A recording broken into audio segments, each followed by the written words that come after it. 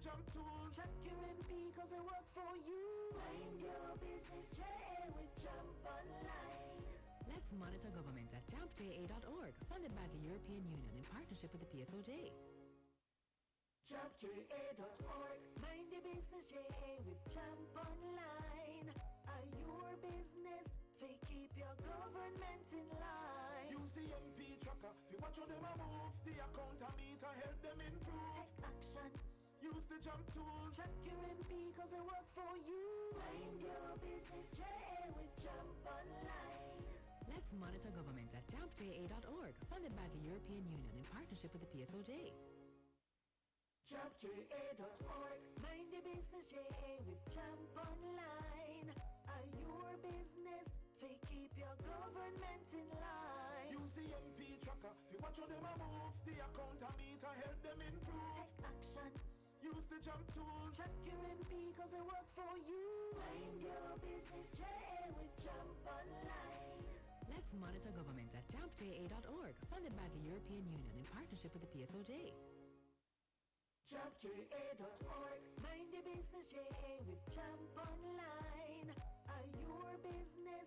They keep your government in line. Use the MP tracker. If you watch how them a move, the account meter help them improve. Take action. Use the jump tool. Track your MP cause it work for you. Mind your business Ja with Jump Online. Let's monitor government at jumpja.org, funded by the European Union in partnership with the PSOJ. JumpJA.org. Mind your business Ja with Jump Online. Are your business? They keep your government in line. Use the MP tracker. If you watch how them a move, the account meter help them improve. Take action. Use the jump tool. Track your MP cause it work for you. Mind your business Ja with Jump Online. Let's monitor government at jumpja.org, funded by the European Union in partnership with the PSOJ.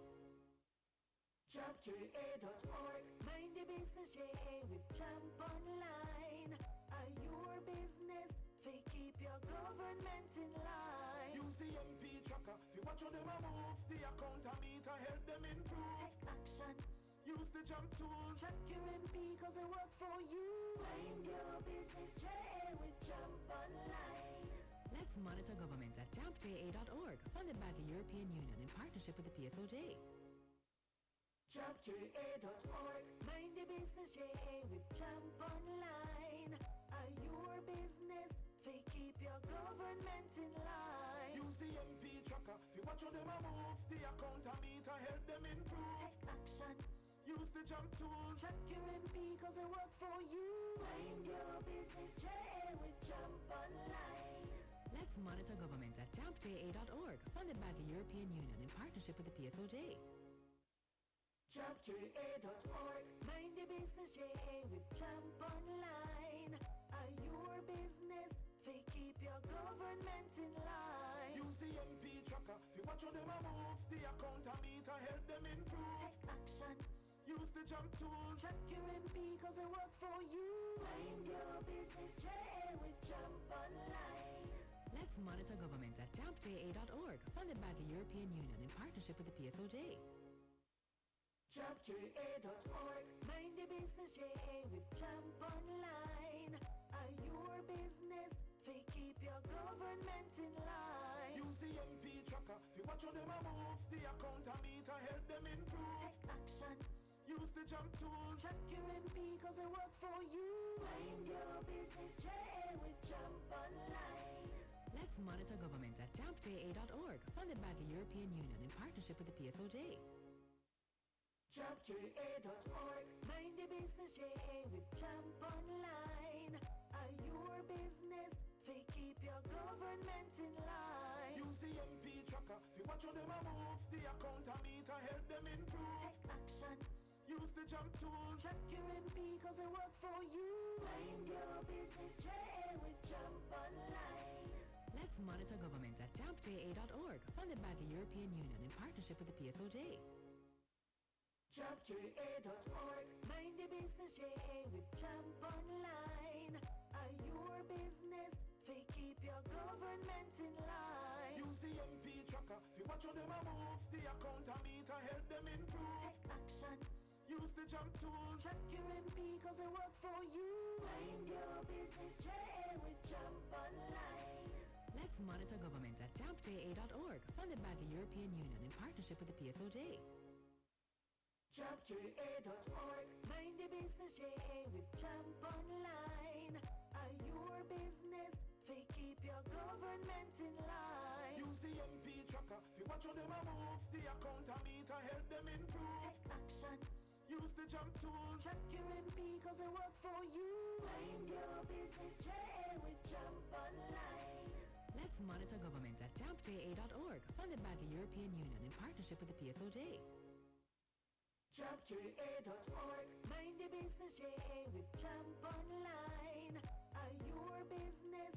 They keep your government in line. Use the MP tracker. If you watch how them a move, the account meter help them improve. Take action. Use the jump tool. Track your MP cause it work for you. Mind your business Ja with Jump Online. Let's monitor government at jumpja.org, funded by the European Union in partnership with the PSOJ. JumpJA.org. Mind your business Ja with Jump Online. Are your business? They keep your government in line. Use the MP tracker. If you watch how them a move, the account meter help them improve. Take action.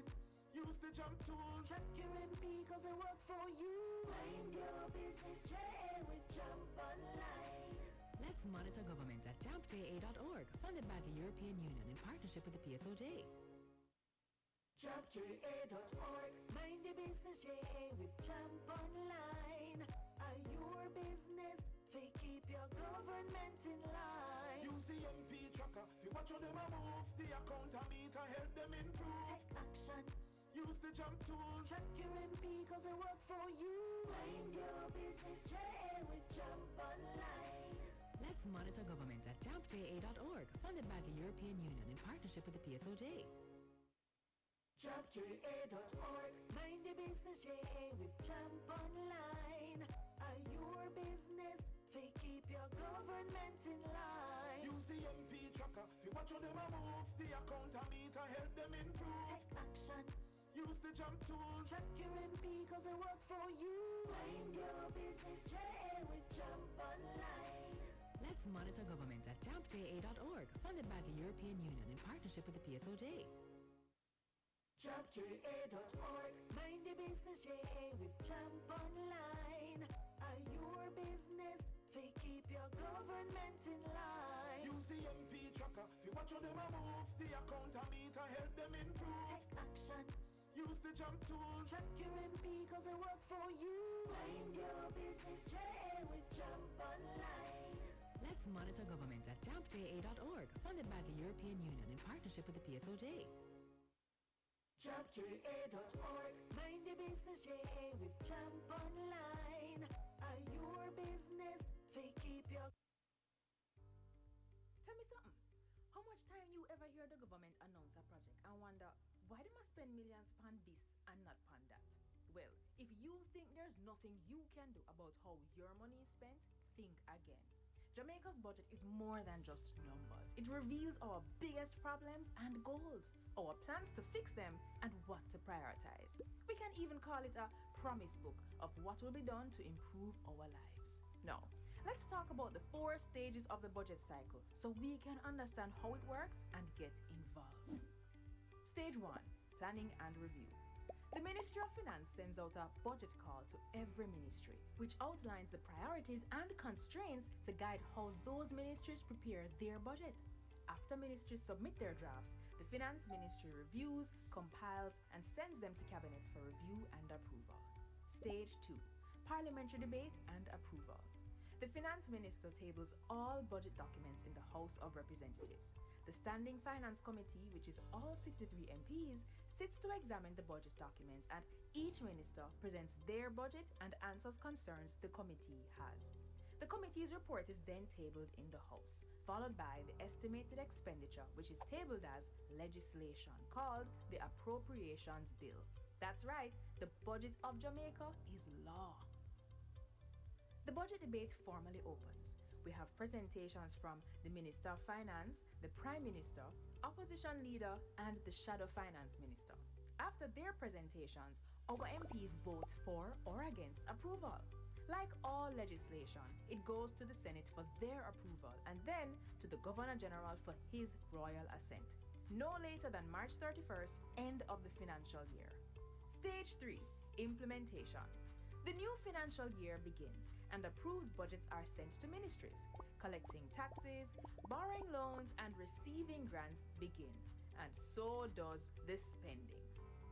Stage 4, budget oversight. Now, this is where citizens don't need permission to get involved.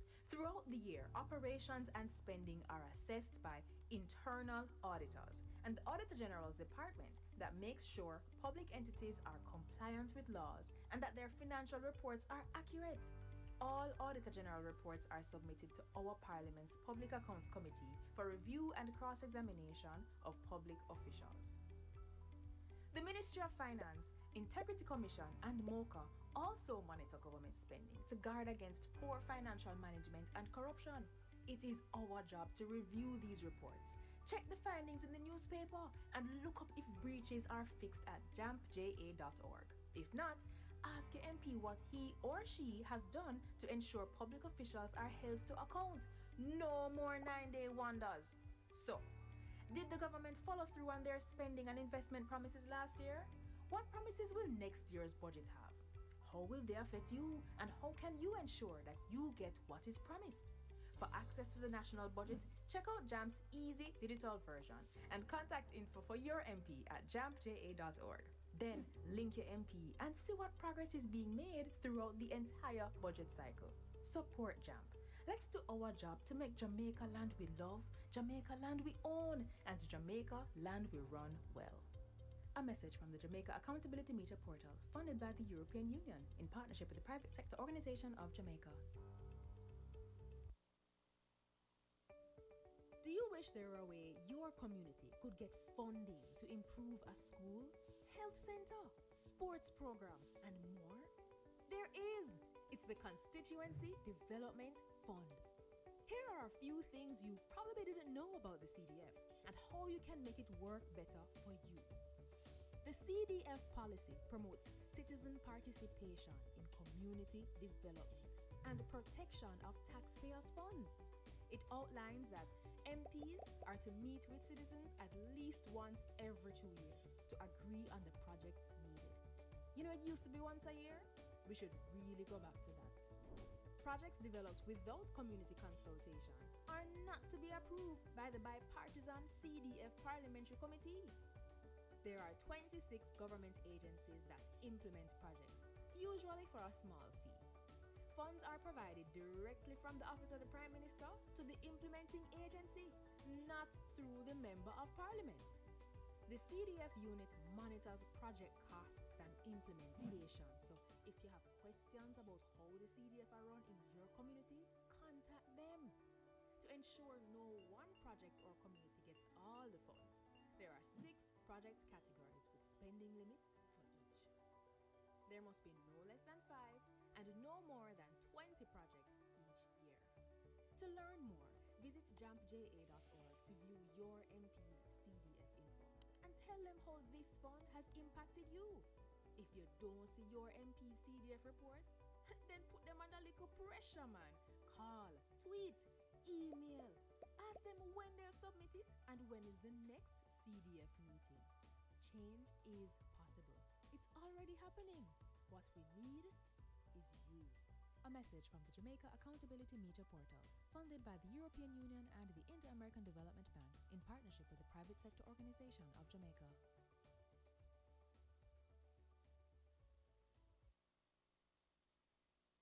Most Jamaicans will tell you corruption in politics is deep-rooted, and I just saw it said, and nothing can do about that.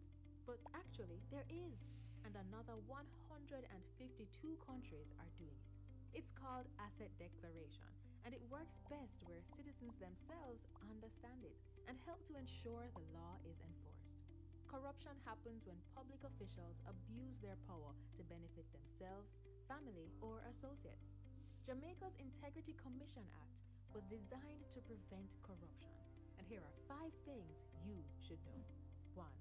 Under Under this law, every year MPs and senators must report what they earn, own, and owe. And if they don't, they'll be sanctioned. 2. Their report must include the same kind of information for their wife or husband and children. 3. If they get a gift worth more than $100,000 from anyone who's not family, they must declare it. 4. A summary of the declarations of our Prime Minister and opposition leader must be published where the public can read it. 5. Parliamentarians can now be prosecuted by the Integrity Commission. They can be fined up to $2 million or serve up to 2 years in prison if they don't file their declaration or if they give false information, and $500,000 for not filing on time or ignoring requests for information.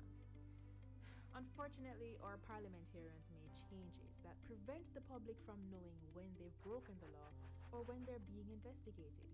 We really need to change that. Visit jampja.org to find out more about the Act and to track if your MP is obeying this law.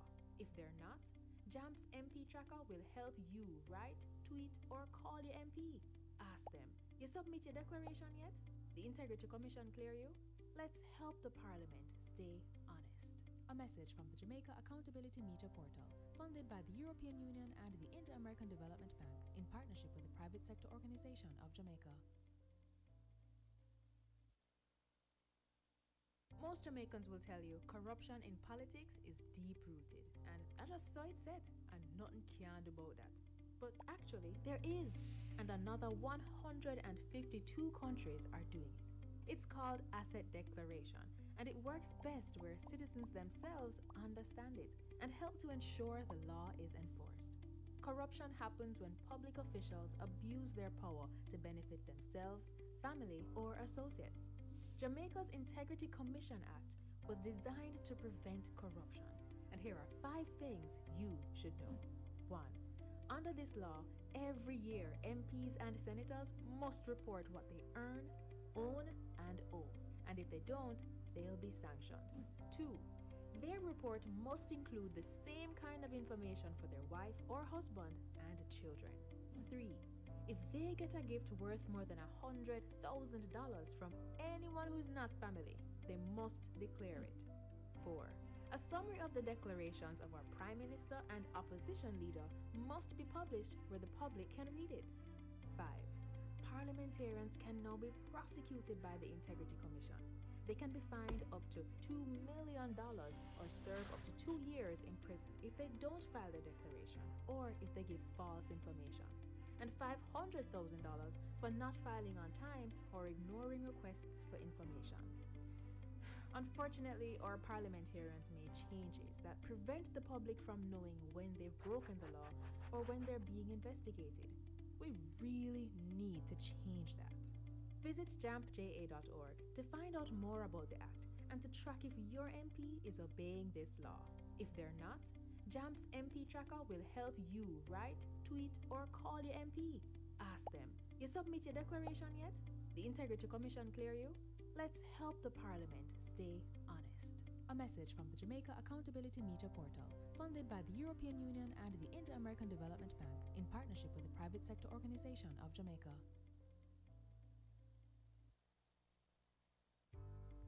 Tell me something. How much time you ever hear the government announce a project and wonder why they must spend millions on this and not on that? Well, if you think there's nothing you can do about how your money is spent, think again. Jamaica's budget is more than just numbers. It reveals our biggest problems and goals, our plans to fix them, and what to prioritize. We can even call it a promise book of what will be done to improve our lives. Now, let's talk about the 4 stages of the budget cycle so we can understand how it works and get involved. Stage 1, planning and review. The Ministry of Finance sends out a budget call.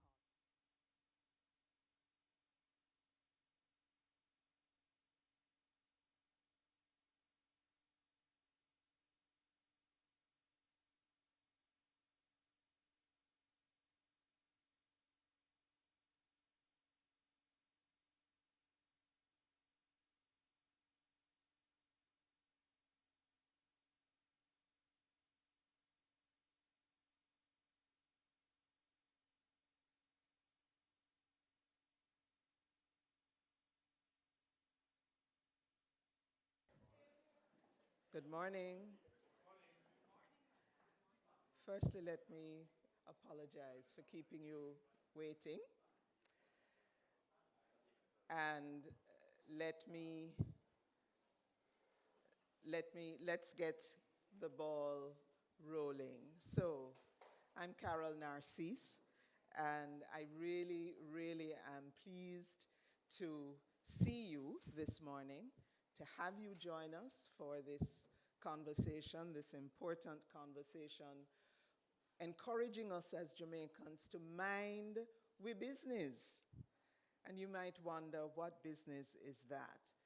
Today's discussion shall focus on strengthening all of us as citizens, those of us who are here in different roles, in embassies, etc., and who have an interest in the development of Jamaica.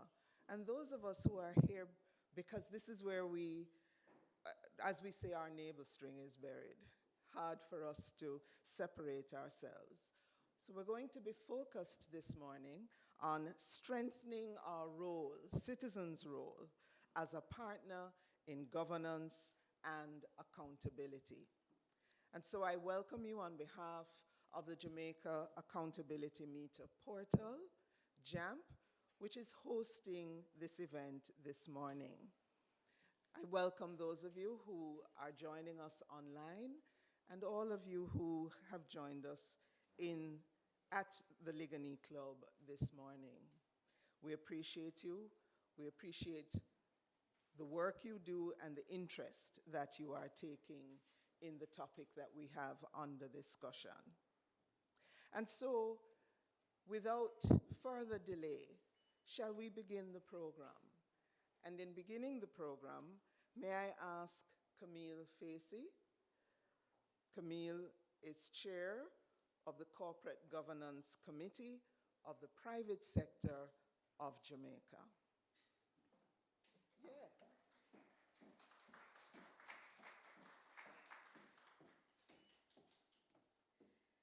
Ladies and gentlemen, distinguished ladies and gentlemen, good morning.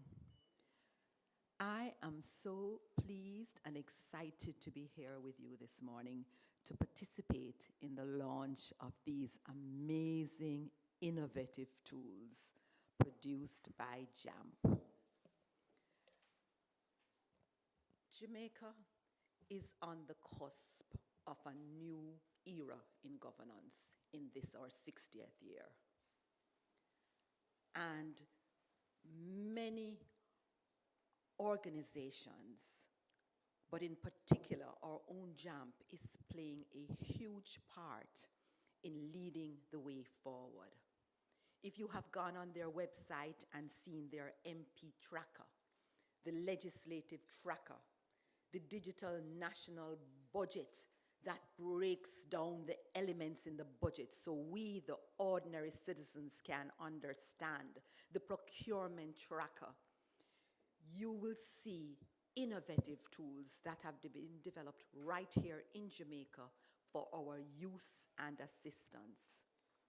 So I'm so pleased that we are gathered here this morning to learn more about these tools and how to effectively utilize them so that we can play our part as citizens. As our chair said, the theme for this morning's proceedings is strengthening of citizens' role as a partner in governance and accountability. As citizens, we need to fully understand that we have a role to play in governance. We can't just leave it to them. This is what them do. Who is them? Who are they? And why do they have more of a responsibility for governance than we do? Jamaica has clear governance processes, and that is something that is good about this nation that we live in. And in that governance process, each of us has a role to play, and there are different roles. Political parties come to us and they say, vote for us. Here is our manifesto. This is what we will do. We buy into what they say to us and we go to the polls and we vote for them. And then what? We just sit back for the next 5 years? No. We have a role to play in monitoring and in ensuring that the people that we have elected are accountable to us. What gets measured is what gets done. And if we don't measure and monitor, then we have nobody but ourselves to blame when things are not going as we would want them to go. Because there are established rules of engagement. But if you are not checking and the person is not clear that there is oversight, then people will feel it's a free-for-all. And this is where JAMP, with these amazing tools, come in. JAMP is providing us with the tools that will allow us to access the information which we need to discharge our roles as citizens. Their work is groundbreaking, and the PSOJ is so very proud to have partnered with them in these endeavors. But ladies and gentlemen, allow me to move a little bit away from JAMP, because not only do we have JAMP and the work that JAMP is doing, but we now have new regulations which have been passed by this government in December 2021. These regulations, I don't know how many of you have heard of them, have looked at them, the nomination and selection of boards regulations. These, again, are groundbreaking regulations which allow each and every citizen to hold up their hand and say, I want to participate in a more meaningful way in the governance of my country. These regulations allow a citizen to offer himself or herself to serve on a board of directors.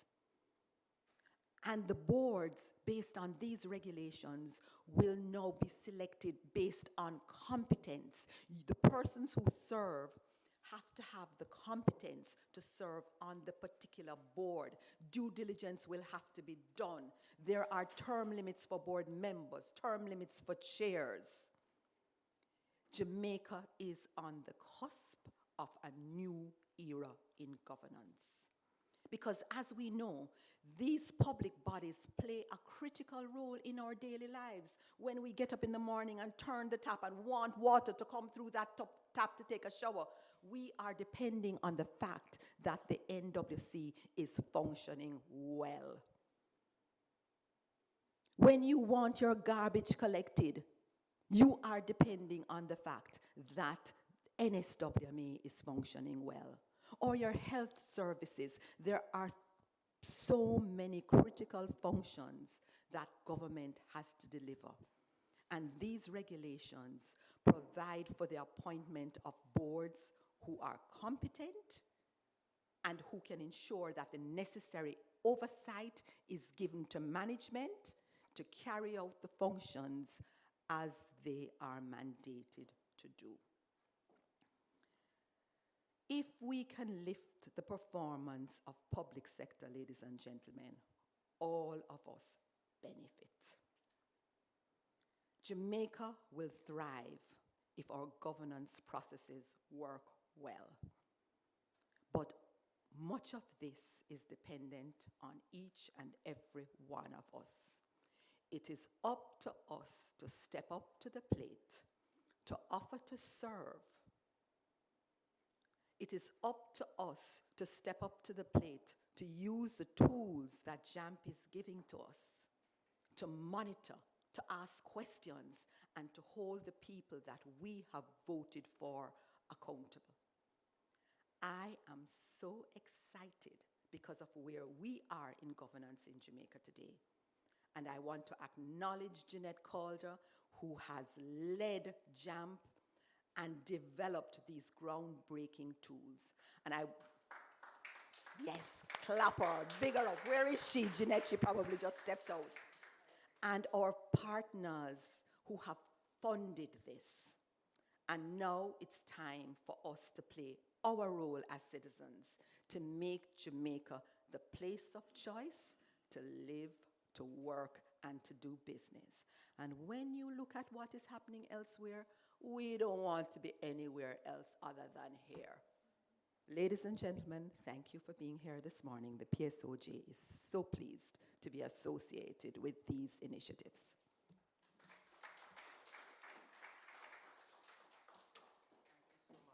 Thank you so very, very much for reminding us that when we mind our business, it redounds to the benefit of every single Jamaican, every child, every senior citizen, every person who is here, and as well, our diaspora.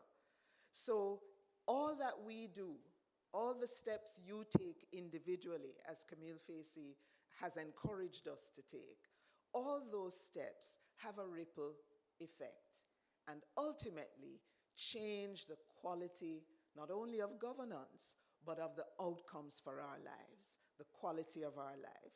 So thank you so very much, Ms. Facey, Chair of the Corporate Governance Committee of the Private Sector Association of Jamaica, which is our tremendous partner in this process. And so we thank the PSOJ for the partnership over the last 3 years. We also have had as a partner for the last 3 years and will continue to partner with JAMP in the years to come, beginning next year. You know, much of the work we do as civil society organizations in Jamaica, that work is made possible by the many, many hours of volunteer work and input that Jamaicans give to the work we do, but also they are possible because of the partnerships that we have. Partnerships locally with entities that support, fund, help to advocate, etc. But really, really also very importantly are the partnerships of our international organizations, our development partners to Jamaica. And so I'm pleased to ask you to welcome Mr. Aniceto Rodriguez Ruiz, who is Head of Cooperation of the European Union Delegation of Jamaica, because the EU has been our partner for the last 3 years, without which all of the work that you have heard about so far and the tools that you shall have presented later on, those things have come about because of the support of the EU. And so may I ask Mr. Rodriguez Ruiz to give his remarks.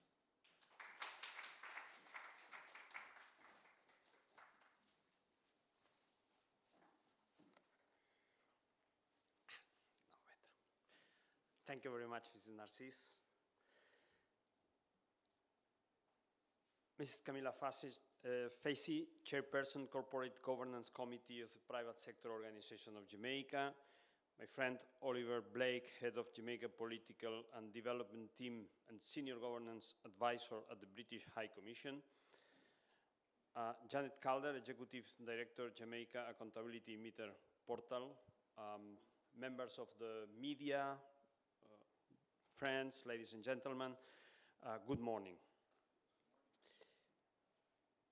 I would like to welcome to this forum organized by Private Sector Organization of Jamaica and by Jamaica Accountability Meter Portal for the closing phase of the project Strengthening Public Stewardship and Accountability in Government.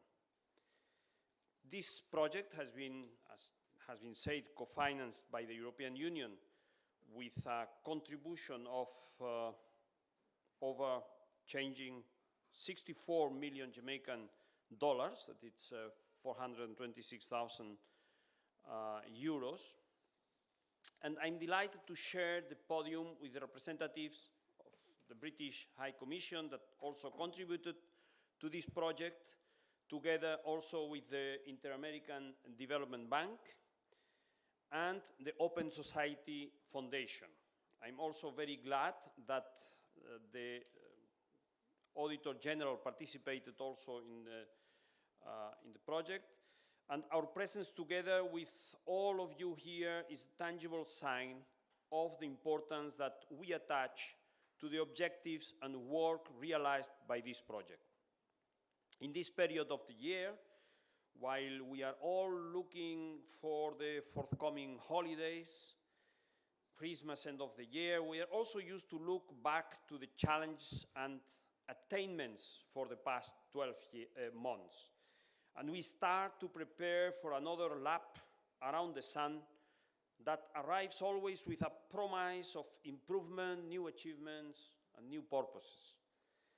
In the same way, as this project will formally close next week, we are invited to look back to the past 3 years to see what we have learned, what was accomplished, and where there is still space for improvement and work to do in order to contribute to a better Jamaica, our common target. With this spirit, I'm here to participate in this event. For the European Union, this is an occasion to listen and better understand how our support and dialogue with both Jamaican authorities, but also Jamaican civil society, could be better shaped to more effectively contribute to improved governance, transparency, accountability, and inclusion. The European Union is convinced that resilient, inclusive, and democratic societies are built on transparent and accountable institutions, representative parliaments, and engaged citizens. This is important, engaged citizens. They provide a safe and enabling environment for civil society and the free, independent, and pluralistic media to voice concerns, influence policies, monitor decision makers, and hold them accountable. The right to know is an extremely important right for all citizens, and I underline this obligation of all the citizens to be aware. Only if they feel that the public administration is transparent, accessible, and accountable, they will develop the necessary trust and willingness to actively participate in the democratic life of the country, starting for the fundamental exercise of voting, but also reconforting in the citizens' duty of paying taxes. The European Union attaches also great importance to promoting effective, efficient, and transparent use of public resources in Jamaica. It could not be different. Over more than 40 years of cooperation, the European Union has contributed with around 1.5 billion euros, that is roughly 1.8 billion US dollars in 40 years, for development assistance. It's over 225 billion Jamaican dollars in this period of cooperation. And this has been to the contribution of the European Union to the capacity of the government to respond to the needs of Jamaica citizens in key sectors like health, justice, security, environment, forestry. Most of the time, the European Union is transferring its financial support directly to the Jamaica Treasury. It's what we call budget support. We inject the money directly into the Jamaican Ministry of Finance, and it merged with the national domestic resources.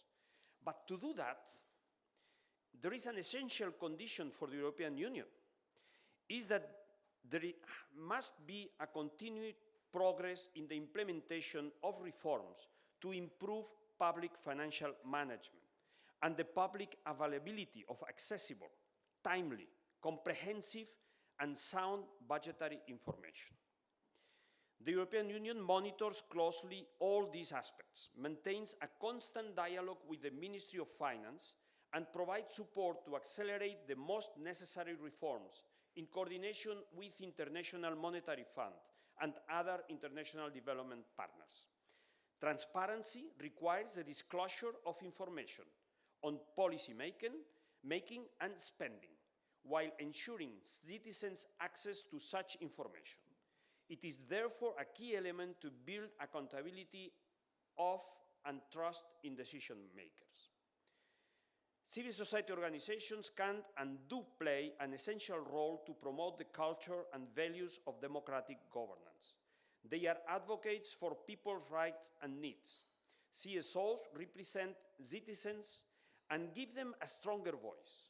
They should not be seen only as watchdog organizations, but should also be considered equal partners in policy making and in implementation.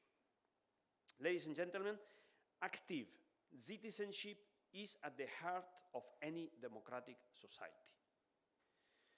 Once a UN Secretary General said that if leaders don't listen to their people, then they will hear from them. But instead of confrontation, he indicated a better way to address national priorities. He also said, I quote, "More participation, more democracy, more engagement and openness. That means maximum space for civil society." The European Union supports initiatives like the one that has gathered us today, aimed at helping civil society actors to participate in public debate in an informed way, free from interference and manipulation, and preserving open democratic debate. JUMP project aims to provide Jamaicans with user-friendly, citizen-oriented accountability tools that educates, informs, and provides easy of access to voice concerns directly to both their political representatives and the accountable public officials. So this is not simply another project, but is also an opportunity for all of us, stakeholders, to create new mechanisms as we work together in our bid to contribute towards the national development process. Let me take this opportunity to extend hearty congratulations to PSOJ and JUMP and their partners for the excellent results, and to assure you all the EU commitment to continue supporting the Jamaican civil society. Thank you very much.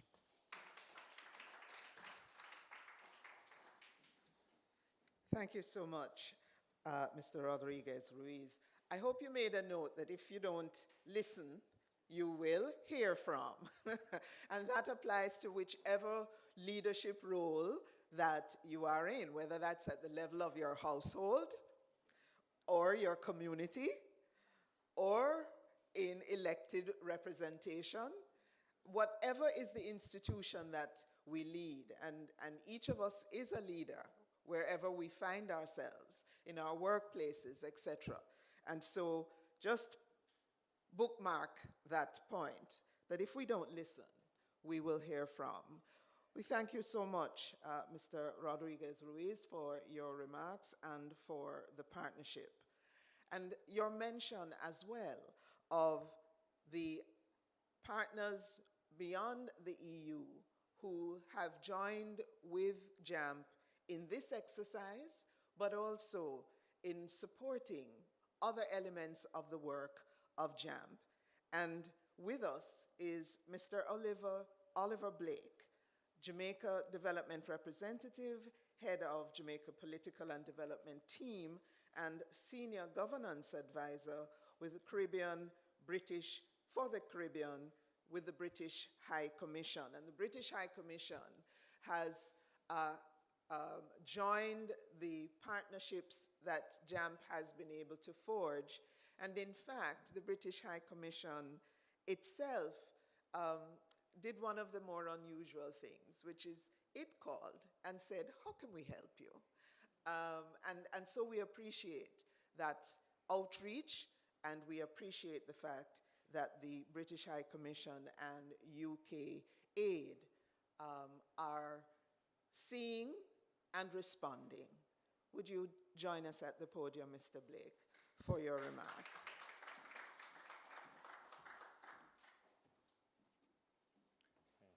Madam Chairperson, representatives of JAMP, let's face it, representatives of PSOJ, Mr.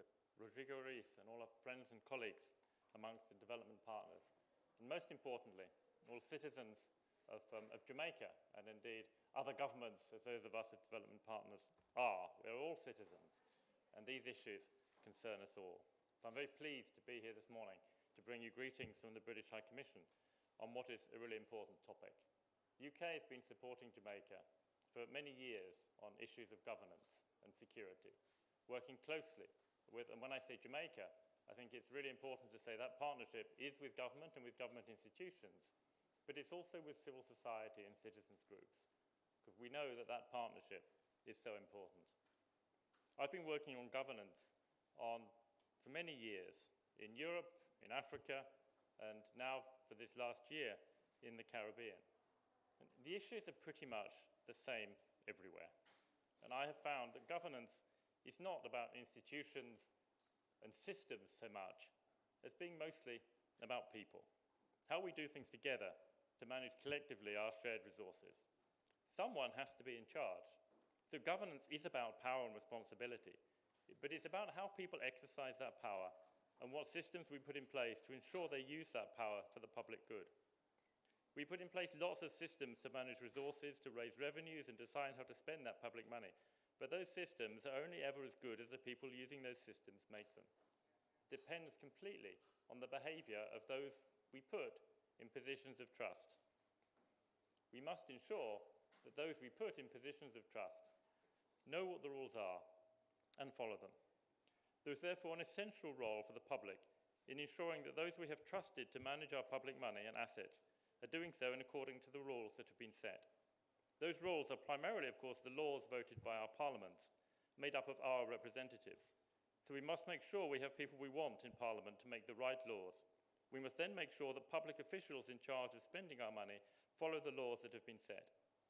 We have enforcement bodies such as MOCA and FID. I'm very pleased that we have been able to support these bodies over many years to build up their own competence. But they can't check up on everybody. They depend primarily on information from people, from citizens, from concerned citizens who have information that something might be going wrong. Without citizen engagement, it's very difficult to know whether public officials are keeping to the rules or not. Monitoring the budget is a key part of this, and the budget is meant to be the tool to decide what our public resources are used for. It's important, therefore, to engage in the budget process, highlighting priority issues, and then following through to make sure that the funds allocated to particular activities are then actually spent on those activities. And I've seen lots of cases in areas where I've worked where that involvement of citizens has made a massive difference to ensuring that those resources are allocated and spent correctly and don't end up going in the wrong place. So there is nothing more important in governance than the role of citizens in engaging with the systems that are in place, in holding to account the people we put in places of public trust. As this is the time has shown, this is the only way to ensure that public resources will be used in the public good. So we're very pleased to provide our contribution to this work as part of our larger partnership to Jamaica government and people to support the development of Jamaica, which is, of course, in our broader interest as partners of Jamaica on so many issues. So once again, I bring you greetings this morning. I'm very pleased to be able to come and support this event today.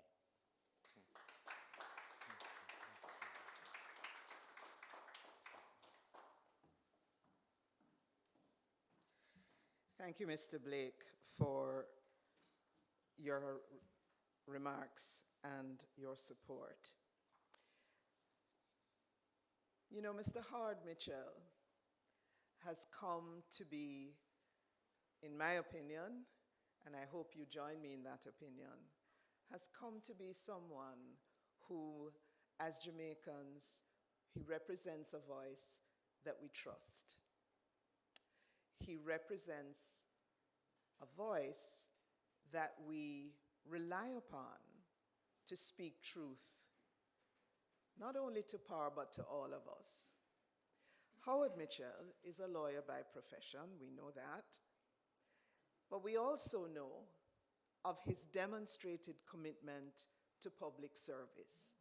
Most recently, we recall how he hit the highways, byways, and hedges to help to find the vaccinations that we needed whilst COVID raged. And don't underestimate what that took to get to access and to get here in time the resources that we needed to fight that pandemic. But Howard Mitchell has many, many other areas of public life that he has contributed to. He's past chairman of the Council of the Institute of Jamaica, that organization that is the custodian of so much of our cultural heritage, of so much of our memory. Howard served that institution. He has also served as a past chairman of the Jamaica Accountability Meter Portal. In fact, Howard was our first chairman. He has been president of the Private Sector Organization of Jamaica, and he currently has several directorships, which I will not list because they are so numerous. Howard Mitchell is deeply committed to Jamaica, deeply committed to accountability and transparency, and the results that those would bring. And so may I ask you to welcome Howard Mitchell to the podium, past president of the Private Sector Organization of Jamaica, former chairman of JAMP, and the person who facilitated the seed funding that enabled JAMP to be formed. Welcome, Howard.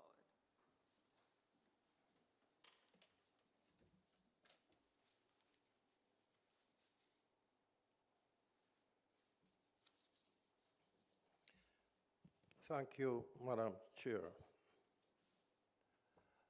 Good morning, representatives of our international partners, of the Private Sector Organization of Jamaica, government agencies, the media, colleagues, my friend, Mr. Horace Levy, Nadia, welcome and good morning. I'm privileged to be speaking with you this morning in connection with this launch. I'm not sure, though, that I have the credentials to be so privileged, but I think it has to do with the fact that I was present at the birth of this marvelous idea. And I guess I am a little like the jackass that carried the mother of Jesus to the stable in Bethlehem, because I was present at a marvelous event. It's a position of dubious significance, but it is an honor nonetheless. And I want to congratulate Jeanette Calder, because it is her idea. And she must be very proud of it. Ladies and gentlemen, functioning societies are built on three pillars, three foundation stones: the state, which is government, as we know it; the market, which is the private sector; and the community, civil society. If any of these pillars are missing, if these foundation stones are not there, the society cannot develop. It is merely a loose aggregation of people. If any of these pillars are overwhelmingly powerful in relation to the other two, the society is dysfunctional or tends to dysfunctionality. And I don't want to get caught up in examples, but we can look at what is happening in the United States nowadays. You get chaotic, feudal behavior, and those societies are not sustainable. Political philosophies are usually built around arranging the relationship between these three pillars in a manner that suits the citizens of that particular society. So you will have some that have a tendency for the state to be more dominant, some that have a tendency for the market to be more dominant, and some, very few, that have a tendency for civil society to really have their... That ended, I think, with the Greeks. So those philosophies work to a greater or lesser degree, depending on the support and the belief in them by the citizens in the society. In Jamaica's case, we have embraced a theocratic democracy of sorts, built on the principle that while the state is preeminently at the core of the society, it is supposed to be motivated by and driven by Christian principles in exercising its power of government. A feature of this type of democratic government is the notion that power comes from the people to an elected parliament, which then exercises and uses that power for the benefit of all of the people. However, in exercising that power, the state must relate to the market because commerce is an efficient mechanism for the generation of wealth and the distribution of jobs and material goods. I don't know, Horace will disagree with me as to the efficacy of that arrangement. But that works if the market is properly regulated by the state and by the civil society, and if it reflects the desires and needs of the community. So an efficient society requires the dynamic interplay of tensions and energy among those three pillars. And if that dynamism is missing, then the energy becomes negative and it's perverted and the society fails to some extent. If one pillar is neglected or overwhelmed, the society is damaged. If two of the pillars gather to oppress or destabilize the other, the society will fail. The value of leadership in these three pillars is to maintain that necessary mutual respect and consideration, that equality of position that allows for free, considered, informed dialogue, strategic planning, and efficient implementation. And that necessary, transparent, and accountable functioning by the state in particular, in accordance with the social contract, that is the essential underpinning of a free and democratic society. It also requires that tacit and implied agreement that the citizens elect their representatives to Parliament to lead them, not to rule them, to lead them. That is at least the theory. So let's look at the reality of Jamaica. Jamaica obtained its ceremonial independence from the British after more than 300 years of colonization and slavery in 1962. By and large, many of the institutions of the society previously owned and controlled by our colonial masters were then handed over to our political leaders as representatives of the people. This release of control was not absolute, as in the case of our judicial system, which is still tied to England through the Privy Council, and in the case of our parliament, which reports through the Governor General to the British monarch. Notably, the executive arm of the government, the cabinet, has no such fetter. But of course, it's the people who became the members of the cabinet who made this arrangement. But that's just my personal representation of my personal fear of unfettered power and the temptations of autocracy. So I'm fond of saying that we are still on the plantation. And I offer no apology for saying it, because when I say it,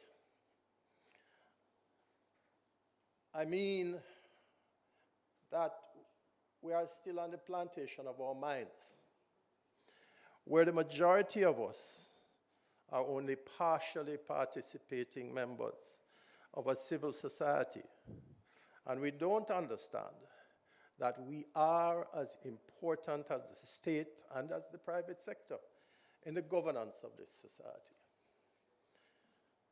And by the way, we live in constant distrust of the private sector and the state collaborating to exploit our labor and our lives, as previously happened for 300 years.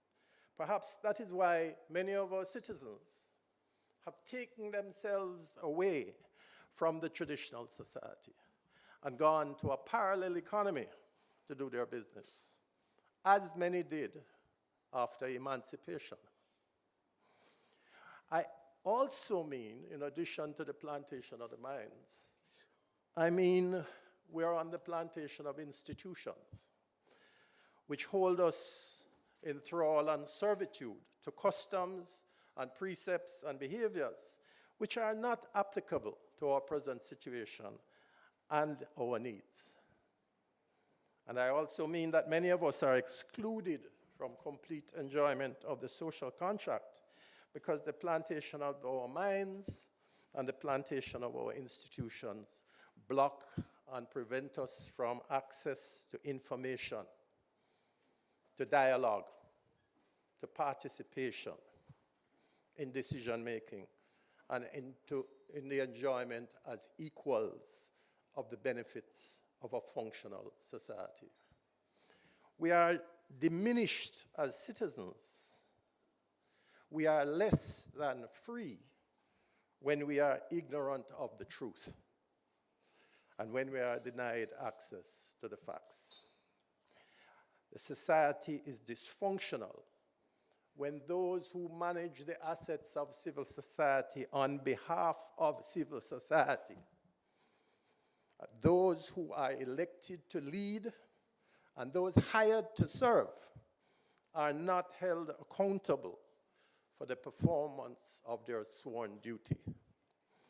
A society is dysfunctional when citizens are prevented from seeing the performance metrics of those who serve. And a dysfunctional society cannot grow and develop for the benefit of all of its citizens. Ladies and gentlemen, one of today's newspapers spoke about the concern that our elected members of parliament have in regard to the progress of increased compensation for members of parliament. And they complained about a lack of information as to this process, which I find a tremendous amount of irony in, because we don't know what they're doing. So it just shows that information creates confusion, or lack of information creates confusion and fear and concern. And I want to state for the record that I'm in favor of better pay for our political directorate and for our civil servants. I want our judges to be given more resources to do their work, and I want better working conditions for them. And they must be free from interference, and they must be hampered by laws which seek to take away their discretion. Our police must be given better training and more non-lethal equipment. But their performance must be measured, and they must be accountable for corruption and neglect. The same institutions that the British left behind must be supported and managed and modernized, because they weren't bad institutions. We can argue that their purpose may not have been good for us, but they were institutions nonetheless. And we, the citizens, have an obligation, a duty, not to allow ourselves to be left out or ignored by the market or the state. And it requires great effort, and it requires great patience, but it has to be done if our society is to develop and function. For the most part, our political directorate are well-meaning Jamaicans intent on serving their people according to the dictates of their political belief. I have no quarrel with that, and I am not naive. Human nature tends to the establishment of clans and tribes and gangs. We are a gregarious race. But in Jamaica, we have gone too far. And it's time to pull back from tribalizing national issues and to engage everyone in the solution of the monumental challenges that we face in the 21st century. So I speak in rejection of the system. Peter Tosh called it something else, but the system, I won't pronounce that this morning. And I reject it. It is the system that we have developed partially in mimicry of our colonial masters and the arrangements that were left that I want to reject. The system has dirty shadows that require light and a good broom. And JAMP is one such light. And we, the citizens, must let it shine. Our resources are not great because as a country, we have squandered our assets, wasted our capital, almost to the brink of disaster. But thankfully, with great sacrifice and with the recent discipline of enlightened leaders from both of our political tribes, we are pulling back from the brink of economic disaster. But that great sacrifice and discipline requires full disclosure of all the facts, not just the pretty facts, but the ugly facts too.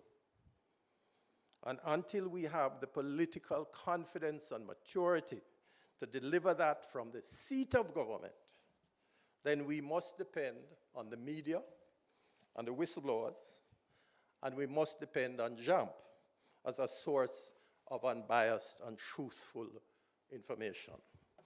Ladies and gentlemen, meaningful dialogue is dependent on data.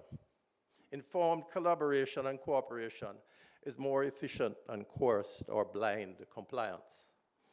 Our society, in order to step up in a life, must have knowledge and access to facts.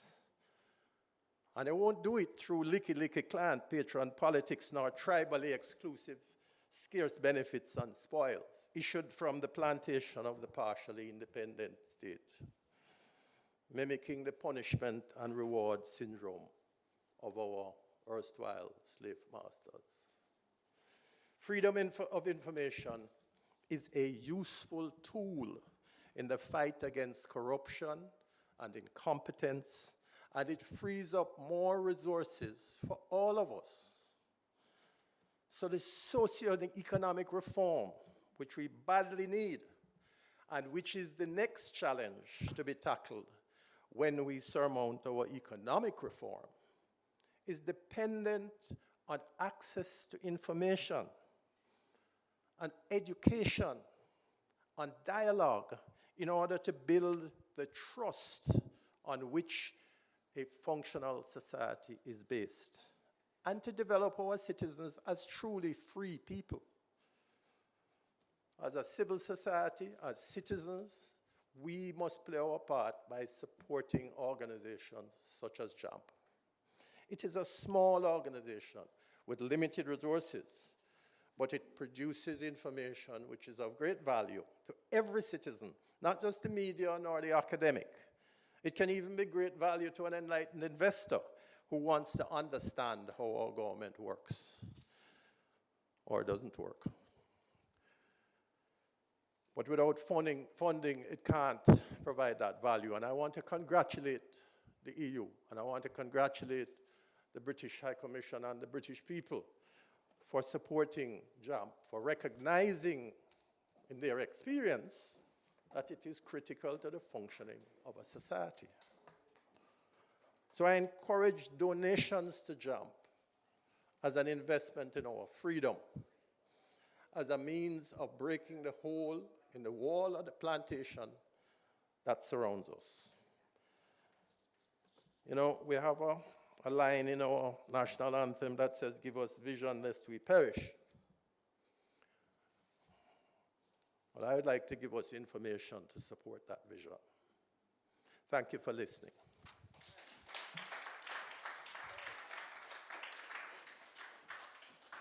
So if I were a DJ, I would just say rewind, because you almost want to start to listen again from the top. Thank you, Howard Mitchell. As usual, you have provided us with so much for us to contemplate, reflect on, and then be spurred to a renewed sense of purpose and action because of. Thank you for those remarks, Howard. And I really would like to ask that you hand over your text for continued publication and use, and that it be submitted as an article to the media and to our media colleagues in the room, I would encourage you to quickly ask Howard Mitchell for a copy of that speech, because in it is a distillation of who we've been, where we've come from, the things that constrain us, and the routes to progress and the vision of the future that we all have. So thank you, Howard. It cannot go in your top drawer. We have to really use it. Thank you again. You know, I want to just pause to acknowledge that in the room we have our media partners, and I just want to tell you how much JAMP appreciates the partnership of the media and the work and the role that media play in Jamaica, the work you do and the role you play in doing exactly what Howard has encouraged us to do, which is to ferret out the facts, ferret out the information, to not just be a receiver of information, but an investigator of truth, of facts, and to unearth those and present those for public awareness and response. One of our inspirations in the work that we do has been the work of other NGOs, those that came before us, and I want to just acknowledge Michael Jackson and Father Sean of Jamaicans for Justice who are with us, and other non-government partners who have also joined us this morning. Your work has helped to inspire our work, and we acknowledge and salute what you are doing. Amongst the public institutions that have been an indispensable partner, collaborator, and source of information for JAMP has been the Auditor General's Department and the Auditor General herself. And so we are pleased that Pamela Monroe Ellis, though she has not been able to be with us this morning, has provided her remarks that you will see in your program. And I invite your attention to her remarks, because one of the things that Pamela Monroe Ellis has said publicly is that one of the questions and challenges that are posed to her very often is the so what. You issue these reports, you do the audits, you send in reports, etc. But so what? What then happens next? How do we make the follow-up occur? And how do we make the changes that you have recommended happen? And she has said publicly that JAMP is the so what, is the next step, provides that vehicle where her office cannot, to continue to ask the agencies to give account of how they are making use of the recommendations of her office. And so we recognize the work and effort of the Auditor General's Department, not just of Mrs. Monroe Ellis, but of her entire team, and we thank them for their commitment to stewardship, good stewardship of the resources of Jamaica. And so we now have the opportunity to hear of the digital accountability tools and governance scorecard, which JAMP has so diligently worked at for the last 3 years. And so, you know, Howard, I think, got a little teary-eyed when he recognized the work of Jeanette Calder. And those are tears of a father who has helped to guide and shepherd, who has watched something grow from its infancy. And I cannot tell you of the effort that Jeanette Calder puts in. It is so unreasonable, the amount of work she does and the amount of time that she puts in. And she does it because she is passionate about the results to be had from the tools and from the education that JAMP provides to various stakeholders. And so could I ask you to welcome Jeanette Calder, Executive Director of the Jamaica Accountability Meter Portal, but beyond the Executive Director, the ideator, the vision carrier, the mobilizer of a team, and the committed Jamaican to good stewardship, accountability. Thank you, Jeanette, and welcome to the podium.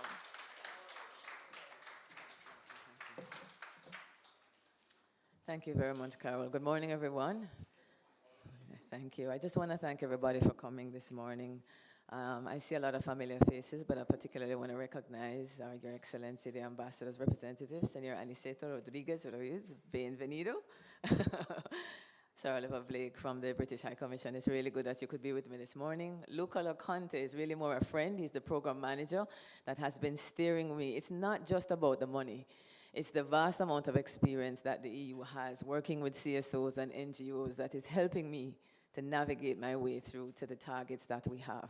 And Carol is right, it's good to have our media partners here with us and the CSOs, but I also see from the public official standpoint what I would call our co-workers in this fight. I see the presence of MOCA here in Major Basil Jarrett. Thank you for coming. And I just want to thank all our service providers who have actually made this possible. My board of directors, who I call at any hour of the night for help, I just want to thank you also for being here. I love you too, Nadia. I just want to start by saying, for us, the question has really been two simple words. I think 6 letters. What if? And this has been somewhat of an experiment. But I think it's okay to say that because I think the entire democracy in and of itself that we're going through and experiencing and remodeling and evolving is also an experiment. But the questions that we have faced here at JAMP in the ideation process and over the last 3 years is, what if? It was the question at the beginning, and it continues to be the question every day. What if citizens could get to know a little bit more about their elected representatives than the party they belong to? What if they could know a little bit about their profession, their civic activities, what they have been doing in their political career? What if we could learn a little bit more about the extent to which they represent us in just a simple attendance at the parliament? They are members of parliament. Are they showing up? The question is, what if we could start citizens being interested in their resources, their money? If we started to simply track what happens at the constituency development level with just $20 million, what if? What if we could also break down and demystify the Parliament of Jamaica? What impact would that have? What if Jamaicans would be able to access the budget, which we call in the office the family budget?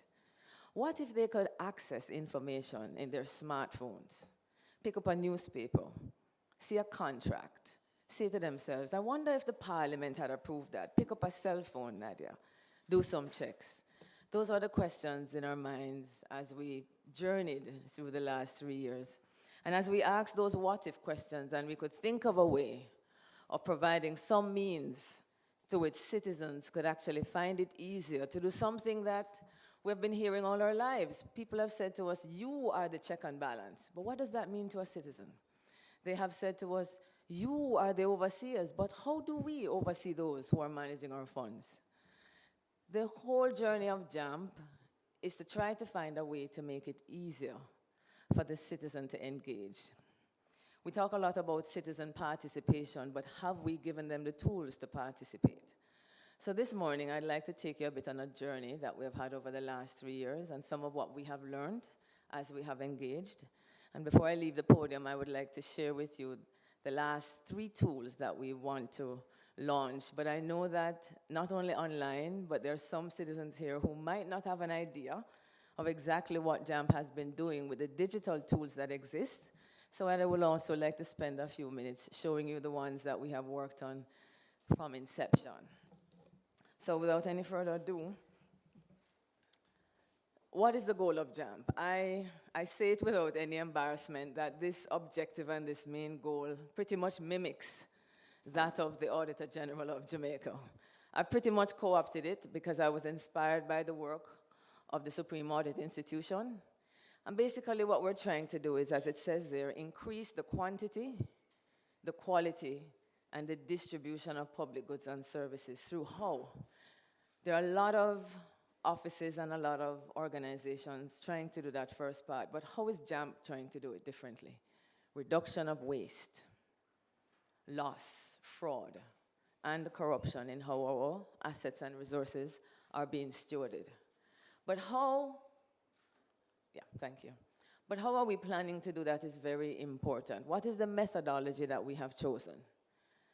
We have decided that it's all good and well to come up with some new things, but there are a lot of good things that already exist, a lot of good policies, a lot of good laws. So how can we as citizens strengthen what exists? So that was our first step of unpacking Parliament, understanding how it works, and see how as citizens we can actually strengthen the accountability mechanisms that our government and Parliament has already put in place. Number two is that we wanted to educate citizens. Now, I'm not standing here as a citizen who studied political science and public administration. I love to tell people I did architecture. Why? Because it lets them know that if Jeanette could think her way and read her way into doing this, then there's no reason why the rest of us can't. And what we have in the office at JAMP is an attitude that says we just have to stay 2 steps ahead of the rest of Jamaica. And as we learn, Donna, we pivot and we share with you. We're not going to be intimidated, Beverly, by what we don't know, which is usually what stops us from trying. But as we learn, Mikkel, we pivot and we share with the rest of the Jamaican people. So we have learned a tremendous much about public financial management, which is just how the government manages our resources. The accountability framework of government is also important. What do we do when things go wrong? Who is empowered to do something about it? If you and I know who that is, we know exactly who to talk to. Number 3 is very important because I've discovered it's one thing to educate the citizen. It's a whole other thing to get them to step into the ring. I say without any sense of embarrassment that there are many Jamaicans who know much more than we do. But are they in the ring? So 1 is to strengthen, 2 is to educate, and the 3rd one is to get citizens involved in the entire process of government. So why do we have a Jamaica Accountability Meter portal? People have asked me if I am smart, and they don't mean it in that way. People have said, Jeanette, are you seriously thinking that you can make a difference? Most of us as Jamaicans have heard the phrase, a sort of thing set, right? But I'm going to tell you, when we sat down and thought about it, we came to the conclusion that Jamaica has all the ingredients that it needs for change. The system isn't perfect, but do we have enough to move the needle? I say we do, and I'm going to share with you just a few of what those ingredients are. We don't have the time to unpack it in its entirety, but the legislative framework in Jamaica for change is solid. The access to information legislation that we have had for 22 years, there are 6 Caribbean countries that do not have the right to do what we are doing here as citizens. And I'm going to explain how it would not be possible for JAMP to do what it is doing without the Parliament of Jamaica giving to us as citizens, Sean, a gift that says you have a right as the owners of the information to ask the holders of the information to release it with few exemptions. Press freedom. When we think about Jamaica and development indices, when you think about the press, we are up in the top 6, the top 8 of the countries in the world. I was just talking to Dr. Orville Taylor a while ago, and he was saying that this is a country where he can criticize the Prime Minister, and nobody shows up to take him off to a dark hole a few minutes later. That's not something we should take for granted, because when you think about it, when you and I are at work, who is talking, who is watching, who is asking the questions on our behalf? If you think about the things that you have read in the newspaper just this week, if the press wasn't around, would you have known these things?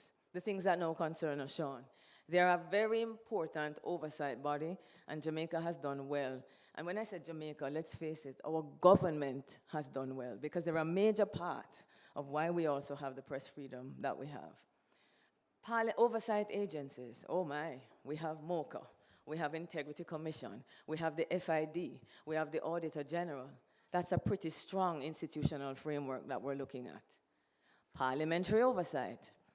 We take for granted maybe what we call the Public Accounts Committee, but did you know that the Public Administration and Appropriations Committee is a creature of this country? We have actually created additional oversight in our parliaments that many countries don't have, not something we should take for granted.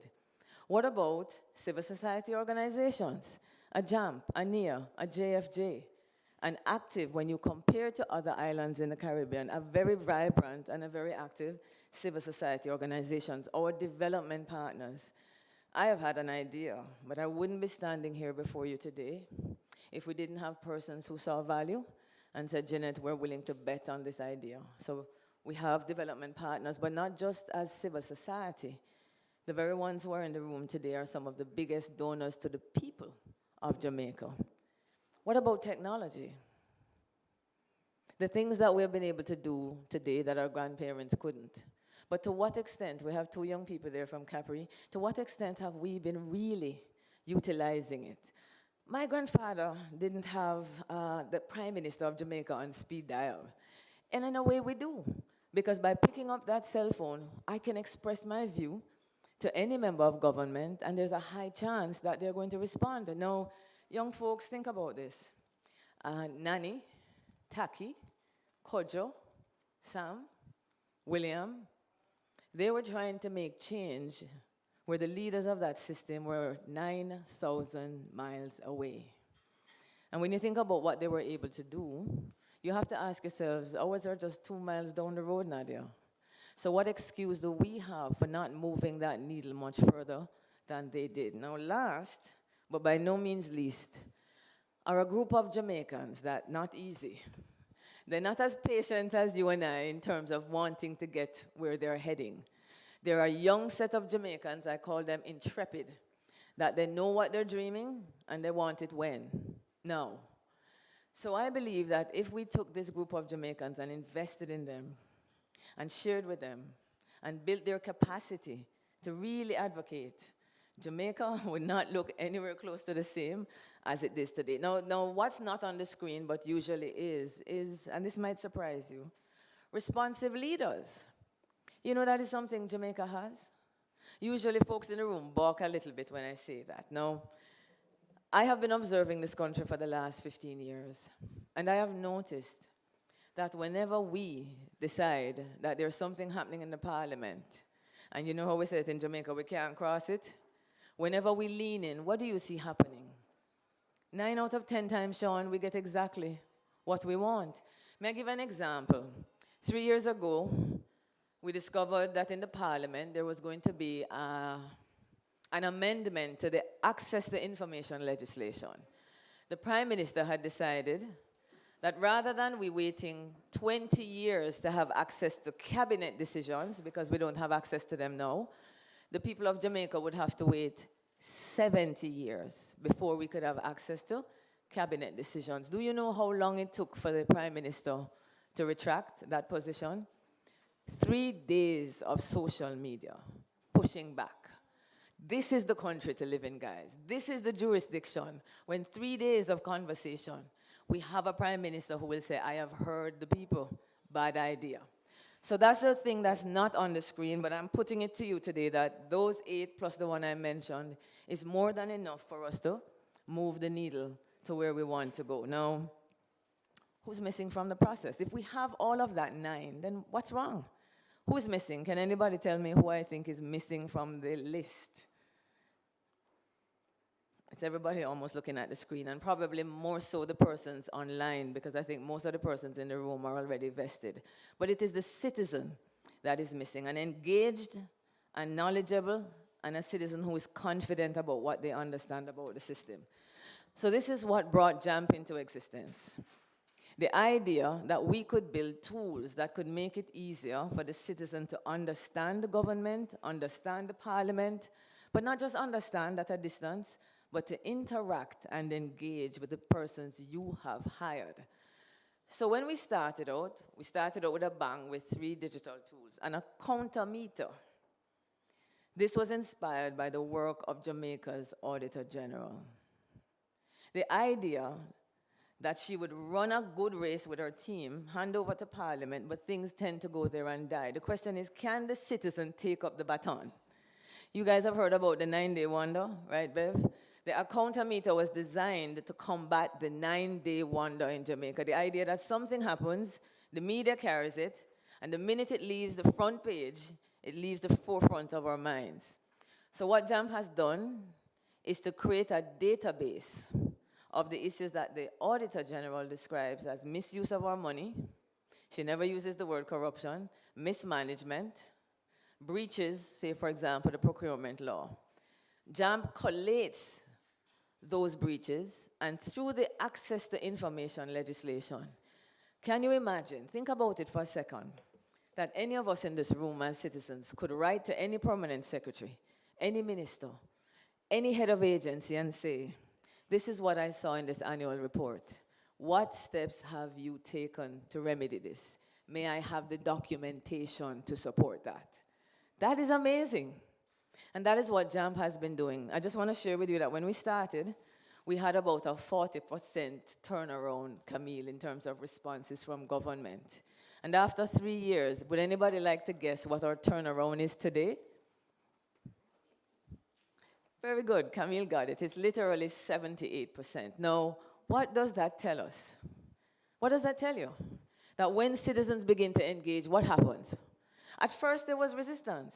But if you persist, what we have found is that the public officials have responded. A 78% turnaround in demanding information from government is pretty good. So we are encouraged, we push on. Our MP tracker was an answer to the what if questions.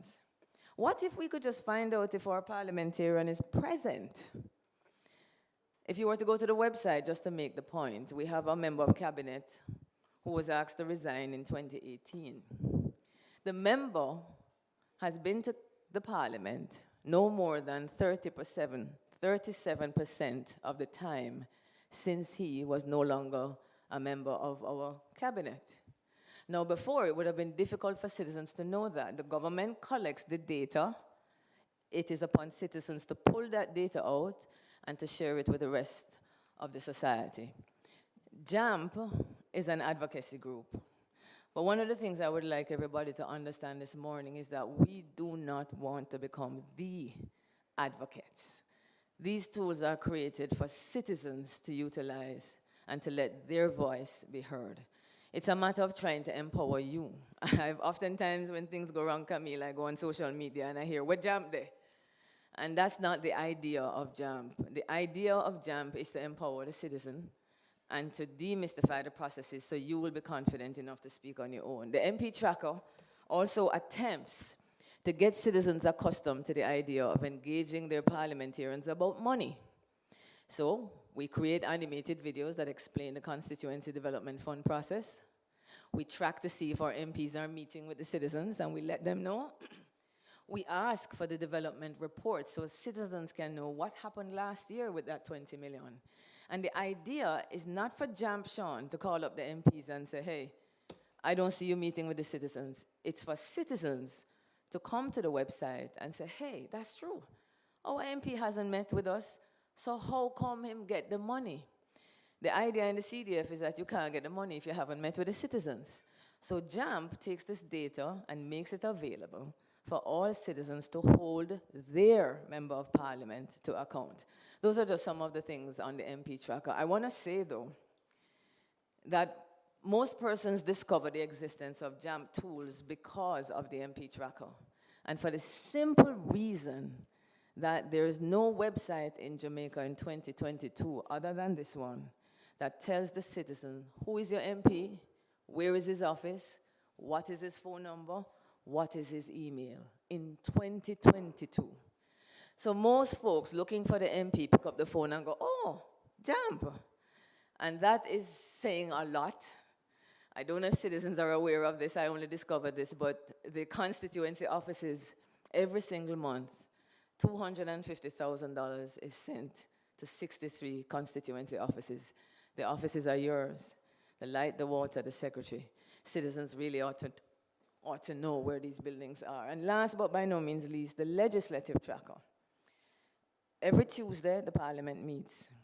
Every Wednesday and every Thursday, the parliamentary committees meet. Every Friday, the Senate meets.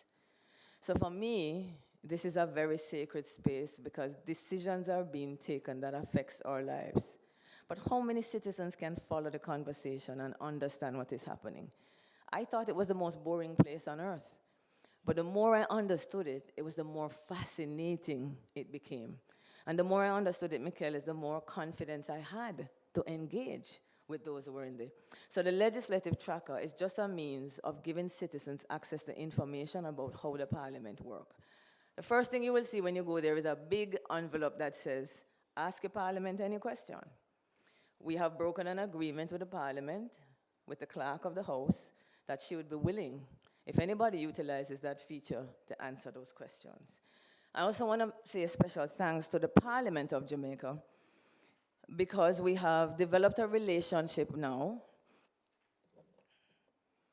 that they had said to me, you don't need an Access to Information Act to get information from the Parliament. That was the first clerk of the house who has left. The second one came and said the same thing, Camille. She said, Jeanette, what is this? The Parliament is the people's house. Whatever you want, you get. And they have actually lived up to that promise. And I want to encourage any citizen, any citizen of Jamaica to write your parliament. There's almost a certainty that you will get a response. Now, when I come to this slide, I want to tell you I worked in government for 6 months, and I did not know the difference between parliament and government. Anybody feeling me out there? I thought they were synonymous. I would refer to the parliament, and I would refer to the government. But if you really want to understand accountability and to make a difference, I have found that we have paid a lot of attention to government, to MOCA, to the Integrity Commission, to what was the Contractor General, to the Integrity Commission. But everything begins in the Parliament of Jamaica. That's where the budget is laid out. That's where the laws are laid out. That's where the policies are laid out. That's what government is following. And then after government goes and implements everything Parliament says, everything goes back to the Parliament. Reports.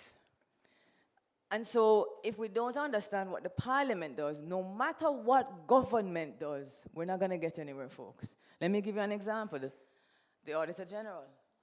Faithfully, the reason she's not here now is in a couple of days, she has a report that she needs to submit to the country telling us how we did. That goes to the Parliament of Jamaica. And if the Parliament of Jamaica doesn't do something with it, it doesn't matter what the Auditor General has done. So our focus at JAMP has been on the government, but we really want to redirect citizens to look at the Parliament to make sure that that starts to function. Because no matter what the government does, if the Parliament is dysfunctional, then we're not going to get anywhere. So the issue of accountability is simple for us. We look at it as an obligation to explain, to justify, and to take responsibility for your actions. But what is fascinating is that's just something that we have in the office. Government actually has a definition, and it is far better than any we could have come up with. Government, through the Cabinet Office, says that accountability is what? An opportunity. And that is true, but it's an opportunity to improve behavior, productivity, outputs and outcomes and impacts. Again, it's an opportunity to link what? The individual, the institutional, and public performance to the formulation of outcomes and impacts in whose interest? The public's interest. So taking that, over the 3 years, we needed to understand, to be able to explain to citizens. So we did a bit of stakeholder mapping. We looked at the setup in terms of institution, the policy, and the legal framework that Jamaica had. And this is what we have built our entire work on. The institutional framework in Jamaica is impressive. And we did a mapping to see how many persons were actually a part of Jamaica's accountability framework. That's a good list. That's a strong list. 10 of those persons have the teeth to sanction. Usually when something goes wrong, we head for number 8. Everybody wants to talk to the minister. Everybody wants to interview the minister. But when you take a look at that 10, which is actually that list over there. We need to know as a people when things go wrong, what is it those other 9 can do in the situation. We looked at the policy framework. It was impressive. Accountability framework for social executives, senior executive officers, public sector modernization, a corporate sector government, Camille's favorite document, a corporate, yes, to guide public bodies, a performance monitoring and evaluation system, a handbook for procurement, an amazing policy for the CDF, staff orders, and I could go on and on. The policy framework in Jamaica is strong. Legislatively, there are about 9 different pieces of legislation to deal with accountability and corruption. And these are they. We've been through all of them in the office, grounding ourselves in what it says so that we can better represent Jamaica. But what you're looking at, you're probably saying, so Jeanette, if we have strong institutions, and if we have strong policy, and we have strong legislation, then what's going on with the headlines that we keep seeing? This is something I thought it would be important to show you. What do citizens spend on what we call the accountability budget? Those are perhaps the 7 key agencies dealing with accountability in Jamaica, and that's how much we're spending this year. Now, if you ask me, are we getting value for money, what would the answer be? I see Georgia shaking her head viciously. And I would agree, no, we are not. But with all of what I said in place and the money that we're spending, where is the gap in accountability? Now, we can't scrap this. What we have to do as citizens is to determine how we're going to get the value out of what we're spending. So this is where it all begins. I want to share with you the 3 new trackers that we are going to release today, but this is the story. Now, we tend to refer to this as the budget. The budget is actually 7 different documents, including the revenue. But this estimates of expenditure, which is really a piece of legislation, is where the action all begins. I'm not going to go into this today, but I want to say to those of you who are here and online that every time JAMP gets an opportunity to do a workshop to unpack the budget for citizens, Camille, their eyes wide open, their minds start to turn, they're absolutely fascinated by it, and there's a sense of empowerment just by describing this slide, which we wouldn't be able to do. But take a look at that 912 billion. 86% of that, which is the country's budget in March, we've moved it up to 60 billion, has been provided by you and I. The question that should be in your minds is, where are we in any of the 4 stages of the budget? The planning, the approval, the spending, and the oversight. Where are the entry points for citizens' voices to be heard? Sean, 2 days ago, we had a webinar with the Minister of Finance where we discussed participatory budgeting. And the idea is that we will be discussing constitutional reform next year. So JAMP wanted to find out, could we look at inserting into the Constitution the right, make it a human right issue for the citizens who provide the funds, who hire the managers, which are public officials, and also parliamentarians, for the purpose of using the money for us. Now think about it. We provide the funds, we hire, it's for us. But where is our voice in all of that? We're not at the table. So we had a wonderful discussion with the Minister of Finance. I think he was delighted by it as we were. We were not in the same place when it was finished, but he encouraged citizens to begin at the constituency development level until we can get participatory budgeting at the national level. So I'm just saying that this is something that JAMP is going to be looking seriously at. Where is our voice? Where is our decision making in that process? Now, just to quickly get to one of the things we have been able to do, and I'm not saying it as a source of pride, but these are some of the things that we stumble upon as possibilities on the journey. So Camille, petitions are usually sent to government. But we thought about how could we have more direct democracy? What if we could create a petition system where Mikkel speaks to her elected representative instead of sending it to some abstract thing called government? You see the difference? Mikkel writes to her MP. The MP, chances are, is going to write back to his constituent.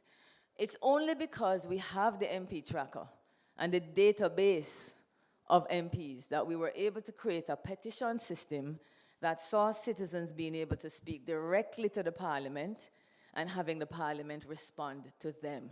It's an example of a kind of direct democracy that our parliamentarians are not accustomed to. But what we found, that there were many who were reaching back out to those who had written to make a commitment about what that petition letter was actually saying. Now, when I said before that we have responsive leaders, they are irresponsible. I won't back away from that many times.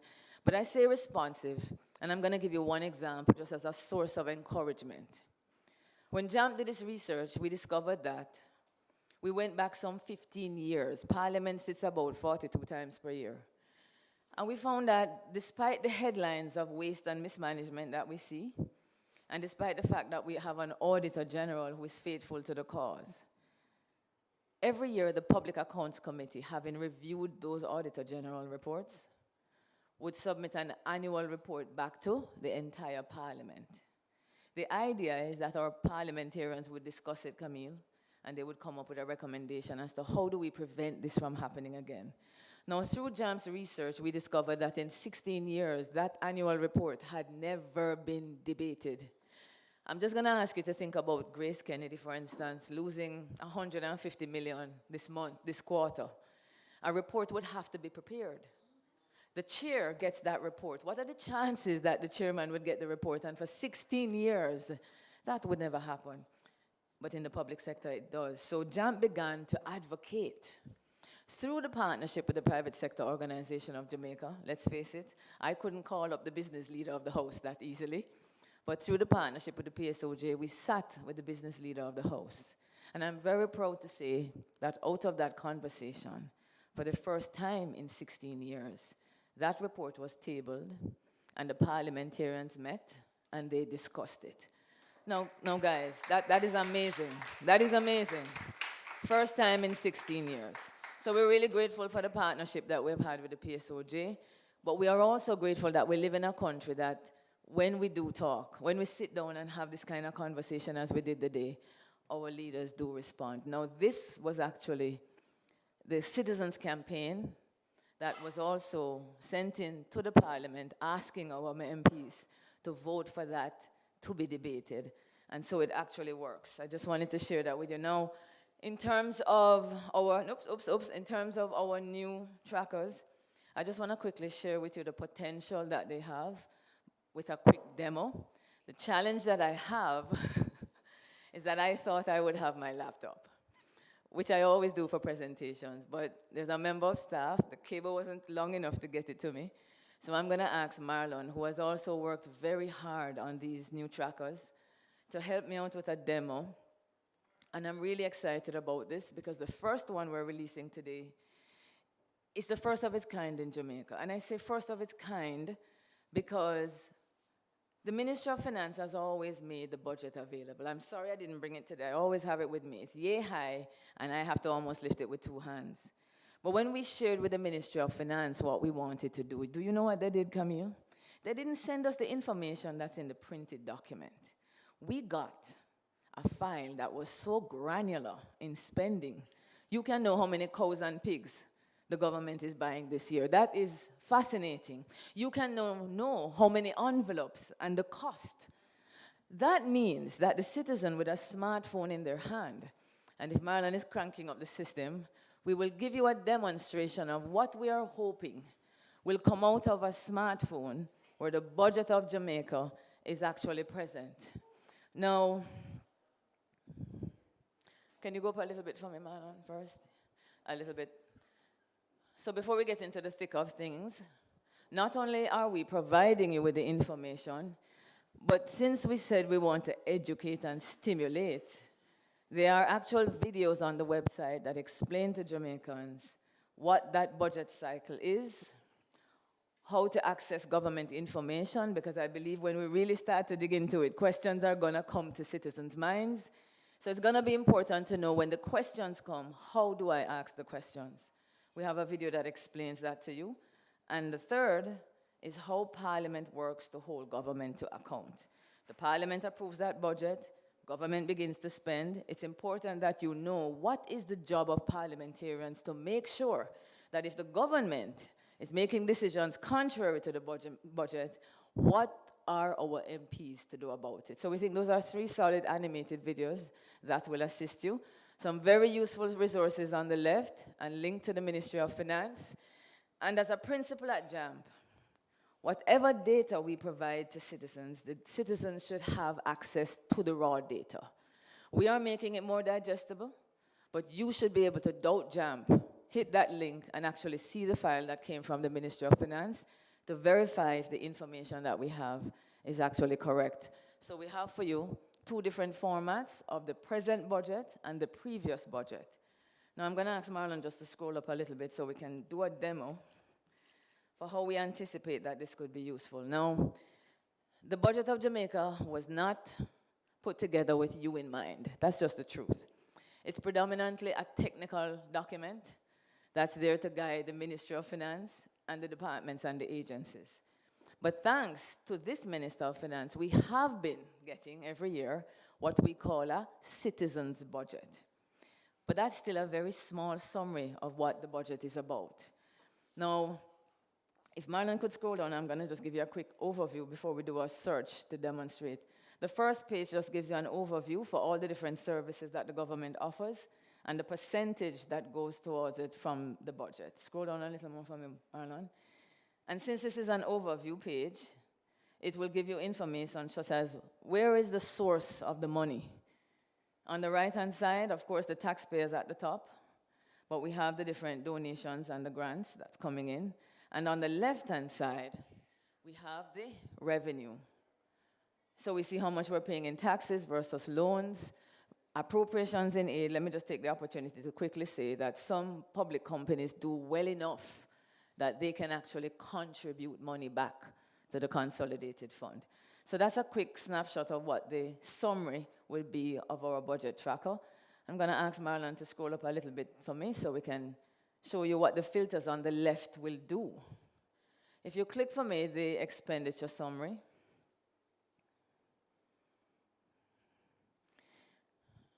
it actually, could you click that for me, Marlon? I think we're still on the overview page.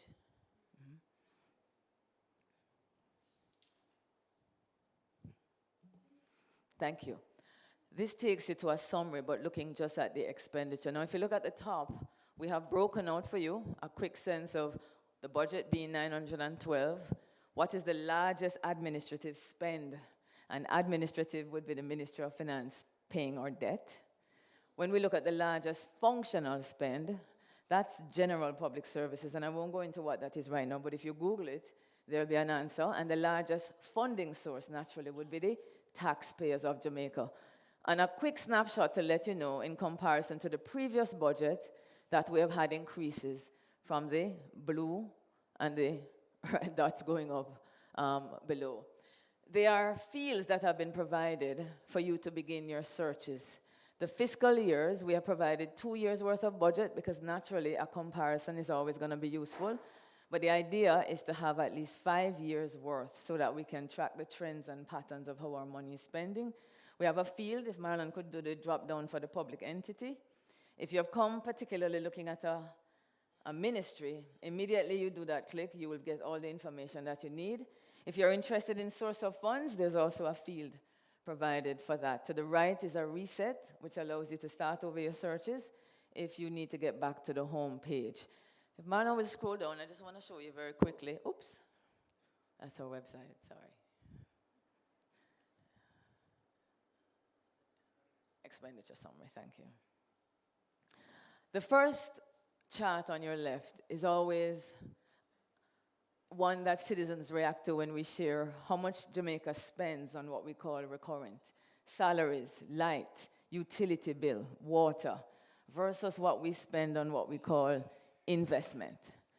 When you young people look at that, what jumps out at you immediately when you compare what we spend on just monthly bills versus what we spend on investing in the country, bridges and roads and schools. To the right, the budget is allocated based on each public entity and our debt repayment. Now, Marlon, if you scroll down quickly, it's long because we wanted to show you all down to the infinitesimal small that you would be able to pick on. Now, the color coding is to show you the spend of recurrent always versus the capital expenditure. On the left-hand side, there's a chart that breaks down the budget in terms of services. Let me just give you a quick example. Housing can be taken care of by the Ministry of Housing. Housing can be taken care of by the Ministry of Local Government, who takes care of the homeless if they get burnt out. So it's not looking at the budget in terms of who is spending it, but what they are spending on. All right, let me just quickly, I'm going to ask you guys to visit the site and you'll get a better idea of it. This is really a quick run through, but I'll ask Marlon to click on the expenditure estimates, which is a deeper dive into how we are spending. Thank you. I'm going to point you to the difference in the fields. You'll notice the fields have changed names, the fiscal years, but the spending type. And Marlon, just click on each drop down so that we can get an idea of what is in there to take a look at. I can't see it from here, but you guys can probably read it. Activity and projects. And the one that I find most fascinating is specific items. This is where you drill down into the infinitesimal spending, appliances, courier service. Now, I really want to give thanks to the Ministry of Finance because this is not information that we have ever had access to before. And I think this is a demonstration of the government saying we're willing to partner with citizens and we're willing to become more transparent and open in terms of what we want to share with you. So at this point, I want to do a quick demo of how you would actually use this tool. The idea is that a citizen is turning the pages of the newspaper. And Marlon, I think our first example is garbage trucks. If we could, let's say you're on the Gleaner. I think you know why we chose that one. Let's say you're on the Gleaner tomorrow and you see that the NSWM, the National Solid Waste Management Authority, is going to be getting 50 compactor trucks. What would we expect the citizen to be able to do now that we would have this digital budget? We'd ask them to come to JAM's website, and Marlon will take it from here, just showing you how he would approach that search. So we have the year, Marlon, that's always going to be an important thing, and we have the agency, and we know what they are purchasing, trucks. Let's see how difficult or hard this would be.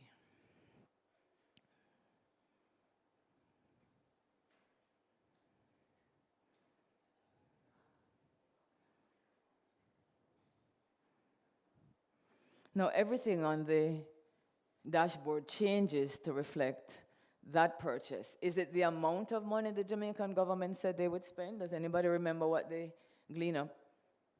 How much do we have there? 1.8 billion. Can we flip back and see? So the Parliament approved just about. By the time passes, there's a little inflation. So there you'd be able to see, wait, I am supposed to be overseeing the government. This is my money. We need trucks. I'm having a problem with garbage in my community. Let me see what's happening. JAM's website, punch that in. There's the answer. We don't have the time to show you, but there were several instances where we could not find it. Now, there's nothing wrong with that. It's okay not to find it, because what is that an opportunity to do? What is that? Engage, exactly. We have this thing at JAM that if we can't get information, that just tells us that's where we need to focus now. So I want to ask Marlon if he could flip over to what we have let's do the revenue estimates. Thanks, Marlon, you're pointing me in that direction. So the budget is not only about what we spend, it's certainly about what comes in. So the very first chart at the top, if we can scroll up just a wee bit, is to give you a summary again of what's coming in. The largest revenue type, the largest revenue source, and the entity. It's strange that that is saying other, but here's another interesting thing about the budget. You are going to come across others, you're going to come across unspecified, and you're going to come across miscellaneous. Now, as a citizen, when you see those words and you see large figures associated with that, what does that say to you, Georgia? Yes, engage. Engage. So we have, again, filters that I'll ask Marlon to quickly do a drop down to give you an idea of the kind of information that you have. Again, the public entity. You can search by revenue type, and you can search again by detailed revenue sources. Thank you. Now, the next chart below that just gives you a quick idea of the ratio between tax revenues and every other source that Jamaica turns to fund the public goods and services that we need. The second chart below that looks at revenue type by its source. And if we continue scrolling, there's a legend to direct you. And of course, we would give you a little bit about our loan situation. As we are spending, we are borrowing, and we are paying back. And the last filter on the side is going to be very interesting, I believe, for those in academia, would be trends. What is happening over a period of time? So we built this dashboard with 2 financial years. We will go up to 5 as we move along from year to year. But what you have on the left is the previous budget, and what you have on the right in color coding is what has happened over the last 12 months. In blue, it goes up. In peach or orange, it goes down. And you can scroll precisely. And there's a note usually at the bottom to explain. So that is in essence, there's a lot to see as you begin to delve in deeper. There's a lot you will want to utilize our access to information. Yes, Marlon is pointing to, again, filters that will help you. Now, I'm really sorry I didn't bring the budget to give you an idea, to contrast between what we have and what this can do. Now, I'm going to quickly show you what the procurement tracker is capable of. That's our second tool for the morning. JAM says it's a pro-accountability organization, not an anti-corruption organization. Dealing with corruption is just one part of dealing with accountability, but we recognize that the relationship between government and the private sector in terms of contracting is an opportunity for things to go wrong. Now, Jamaica has done something that I'm extraordinarily proud of. For 15 years, which is not something you'll find in many jurisdictions, we have been collecting data on contracts. On the 1st of May in 2006, then Contractor General Greg Christie decided we should have a database. But I want to share with you that's the difference between government and citizens. The government has this gold mine. It's on a website. I've been interested in procurement and contracting since I was in government. I never knew it existed. 14 years, 179,000 contracts, but it's just sitting on a website. Citizens hear about that. What do you think Jeanette is going to do? Red flag, right? So we have taken that database and we have converted that into another tracker that will allow not just civil society, not just the media, but we believe state agencies to pick up the trends and the patterns in how public funds flow from government to private sector in a way that will allow a MOCA, an Auditor General, and an Integrity Commission to do a risk analysis to know where they need to focus. So I'm going to give you a quick example again, an overview of this tracker, and an example as to how it works. On the left, again, the usual filter options. I can't read it from where I am, but if you're interested in a particular government entity, you would be able to start your search by looking solely at them.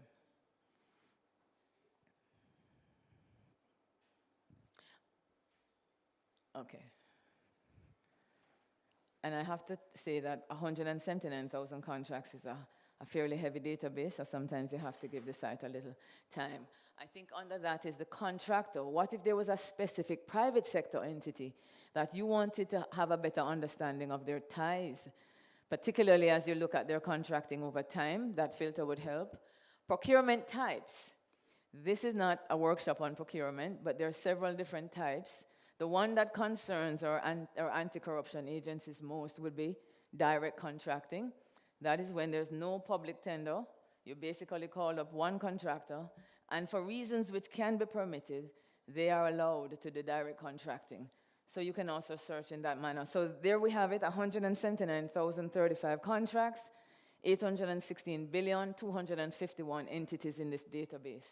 And as Marlon scrolls down, we have color-coded it so that if you're interested in a particular procurement type, you can easily identify where you would want to go. We'll continue scrolling. You can actually change the dates and the amount You have a time diagram that can give you an idea as to how the protracting or the investment, I would say, in contracts have changed over time. And on the left, I think I'm seeing the total value of contracts awarded using each procurement type. I'm going to pause here and just ask you, just take a look at that chart and to see if you're picking up anything that is concerning about a 14-year history of procurement in Jamaica. If you do the math correctly, you will find that over 70% of our contracts are done without public tender. And public tender is about giving every company a fair opportunity, and competition does what? The best man with the best proposal wins, and the country wins. So just that one snapshot. Marlon, before we go any further, could you flip over to show what this database looked like before? Yeah, I think I'd like to give an idea. Now, nothing wrong with an Excel sheet if you know how to work this, but we would scroll to infinity to see the 179,000 contracts. You can see the contrast already between the way we have laid out the information and the way in which it presently exists on the Integrity Commission's website. An amazing database with much detail, but not something that the average citizen would be able to manipulate. So let's just flip back over. All right, now I would like to, I don't think there are any, is there another chart below? Yes. This is a very interesting chart. It shows you two things at one time. It shows you which private companies are getting the most contracts in terms of value, and it shows you which private companies are getting the most contracts in terms of number of contracts. I can get one contract, and it's the biggest value despite the fact that Nadia's gotten 3,000. So that's a compare and contrast. So just an example, Paris Construction has actually received the most number of contracts, if you look to the right, 2,428. But in terms of value, it's not necessarily. I've never heard of Paris Construction, but do you see immediately I'm beginning to wonder, who is Paris Construction? That's how quickly this works. You can sort by the number of contracts, and you can actually sort it by value. But let's not try that yet, Marlon. Let's just scroll down in the interest of time. We also have a little bit more details that will tell you who is the procuring entity, what is the kind of contract, the method, and whether or not it's goods, works, or services and the value of the contract. What I'd like to do is just do a quick demonstration to show you the power of the tool. So we're back. It's Monday morning. We're checking our newspaper online before we head out to work, and we see that Cabinet has approved $1.3 billion for a dump-up beach project in Montego Bay, St. James, to be turned into a park. And you say, wow, that sounds like a lot of money. Let me go over to JAM's website to see what I can find out. Can you find anything on it? Now, we know that it is, let's see if we can go back to the article, Marlon, because you always are going to need at least a couple of data to do your search. We know that, let's see. I think that's the tab.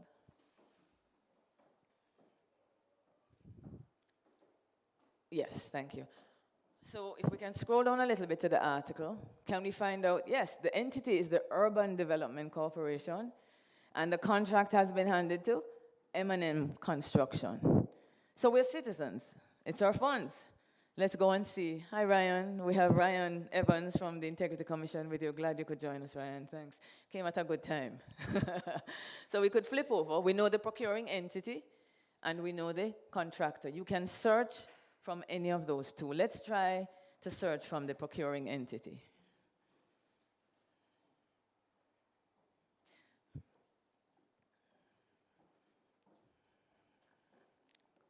Urban. Yeah.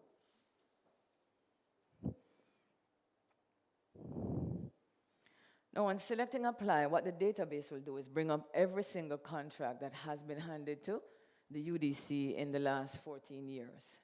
But you're actually trying to find out one thing. But if we pause there, just by selecting UDC, we know that they have received 706 contracts at almost $6 billion. And from, well, sorry, let me get that right. The UDC has awarded 706 contracts at about $6 billion over the last 14 years. If we scroll down just to get a look at just the UDC, this is information based on the procurement, the total value of contracts awarded. Now, if you scroll down, Marlon, we can see the types, the type of procurement. Scroll up back a little for me. Let me use this. Right here, yes. So what we have here are the different types of contracting that they are actually utilizing. Let's scroll down. We can see the percentage type, and we actually can see over time what is happening with that particular government entity. There's a lot of contracts awarded in 2019. We scroll down some more, we can get a little bit more information on who has been getting those contracts in terms of the numbers and in terms of the value. And last, as we get to the bottom, you get a little bit more details. Now let's go back to, can we find information pertaining to M&M construction? Marlon, let me see how you would handle it. It's there? Oh, we're there already?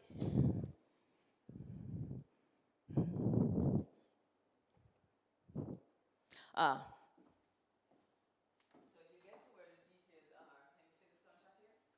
Just by scrolling, you didn't even have to do a deeper dive. That's the same figure. And who has it gone to? That's the closed harbor beach park. That's the same. Local competitive bidding. That was good. And are we able to see if it was actually being contracted to M&M?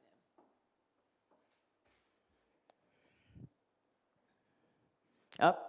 Here we are. So it was actually given to? No. What would Nadia say if you had a question about that? Engage. So that's a very simple, quick, and easy methodology to see where your funds are flowing, to go back and determine, has it been done utilizing the correct procurement technology, methodology? And as I've said, the access to information legislation is there. As an owner of the country, if you saw M&M and you think for some reason there's something that needs to be questioned because it ended up in another contractor, you're entitled to pick up the legislation our parliament has given us and ask government that question. Another good thing about this tracker, as I wrap up on this, is that it gives the private sector an opportunity to know what is happening. If you were to click on direct contracting, you would see the amount of contracts that are issued. Me just calling Camille Facey and say, Camille, you're a grade 1 contractor, you do this. But if Georgia is another grade 1 contractor, and she's not getting knowledge of any tenders, and she comes to this tracker, she can see how many contracts the government is actually issuing in the kind of service that they provide. And for the first time, Georgia is in the position to have a conversation with the government that she could not have done before because she would not have been privy to the contracts that were awarded. So that's just one quick example. And last but by no means least, the 6th tool coming out of JAMP is called our Sectoral Governance Scorecard. It's one of the most fundamental accountability tools you can think of that I'm surprised we never did it before. I'm going to ask Marlon to flip over. It's open. It's a Word document. The last one. And to the top, please. The idea behind this is that at the end of the budget process, or rather during, each member of the cabinet will share with the country what they have planned for the next 12 months for you. That is usually a period where there's a lot of desk thumping and a lot of celebration about the big things that are going to happen for the Jamaican people in the next 12 months. But the question for us as citizens, it's all good and well during the parliamentary debate and sometimes theatrics for that to happen. But would you want to know during or at the end of the year to what extent these commitments that were made were actually kept? What's most important is that each of those commitments, since it's the budget process, are actually tied to what? Spend.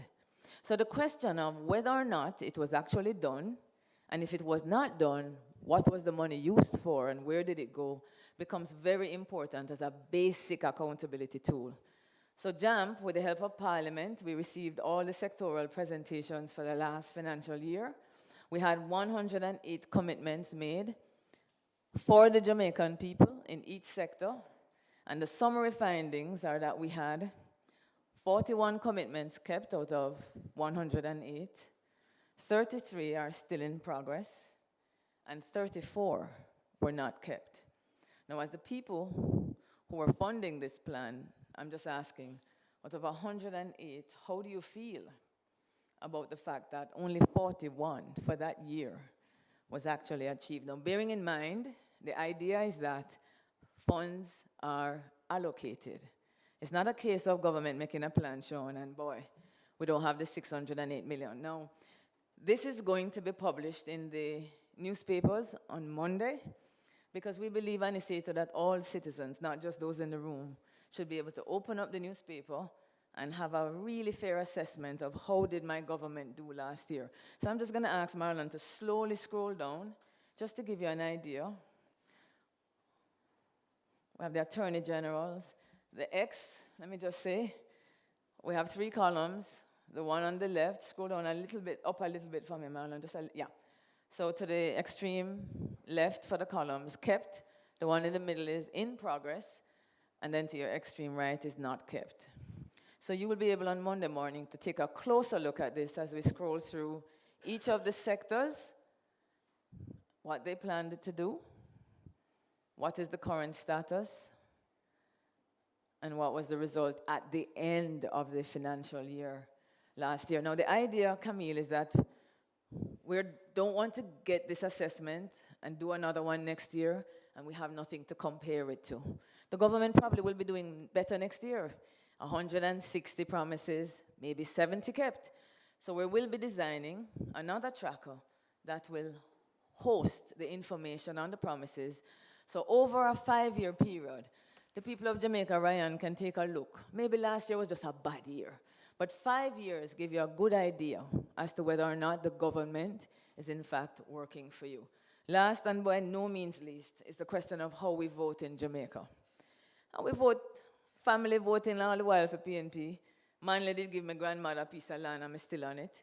What JAMP is saying is that what we now have is data related to performance on the sectoral governance scorecard, but also on the MP tracker. It's giving the people of Jamaica an opportunity to start to vote according to achievement and policy and what is actually done for us. So I want to thank you for your attention.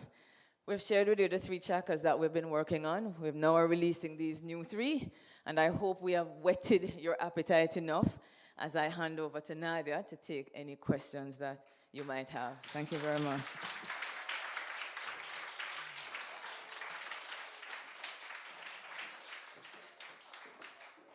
Don't go too far, Jeanette, because Nadia is not taking questions. Nadia is stimulating and activating questions and more broadly engagement.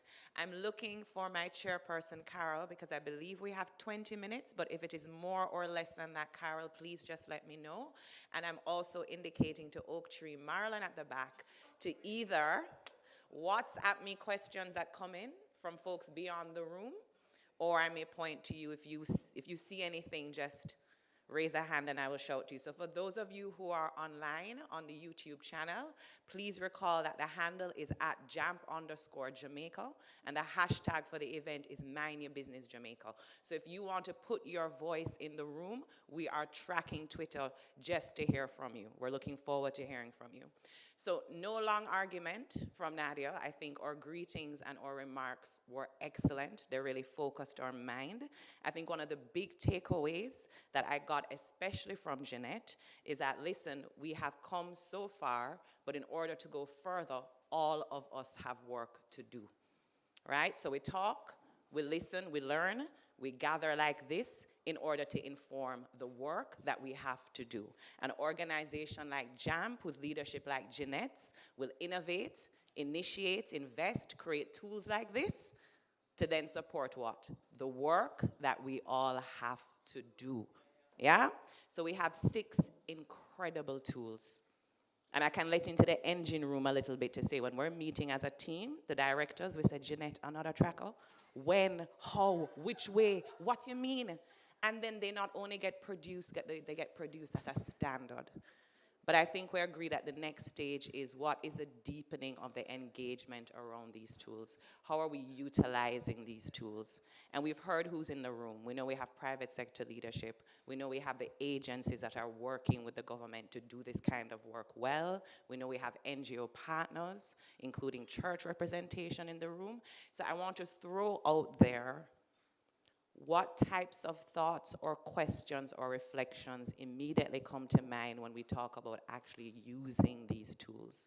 What questions do you have for Jeanette and the JAMP team? Or what suggestions do you have when we think about utility? And I see a hand already. Over to you. There's a microphone coming so we can make sure folks online can hear you. Yes, good morning. Major Basil Jarrett. I'm the Director of Communications at Major Organized Crime Anti-Corruption. Jeanette, I want to start by congratulating you on this tool. And I also want to start by congratulating you on the courage and your dedication that you've demonstrated over the years.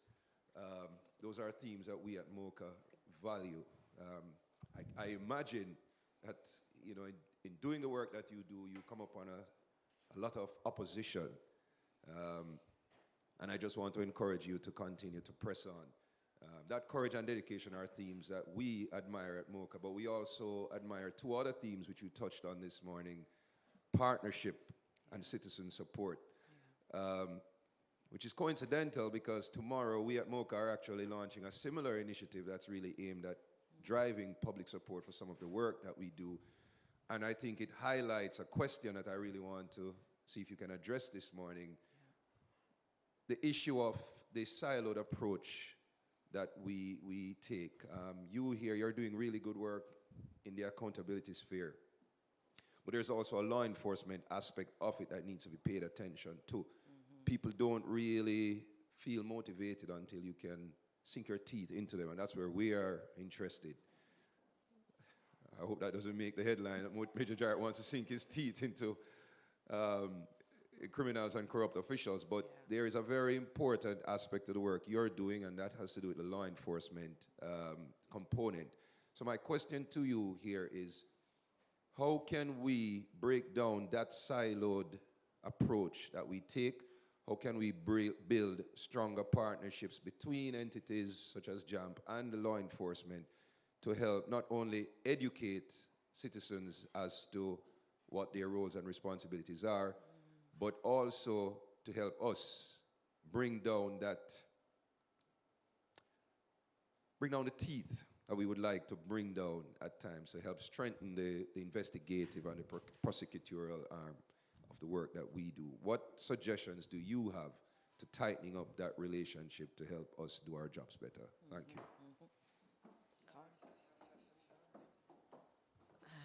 Thank you very much, Major Jarrett. I really appreciate that question because I want to start off by just acknowledging that the silo is not only in government. I think the silo also exists in civil society with the organizations. And the only way I think that we can do that is to give you an example. I shared with you earlier that we were having a conversation with the Minister of Finance about participatory budgeting. And we discovered that there are 3 civil society organizations that are currently supported, I believe, also by the EU, currently looking at public financial management, but in the forestry sector. Now here is JAMP, and our focus is PFM. And yet we have a situation where these 3 groups are working and doing an amazing job for the year that they've started.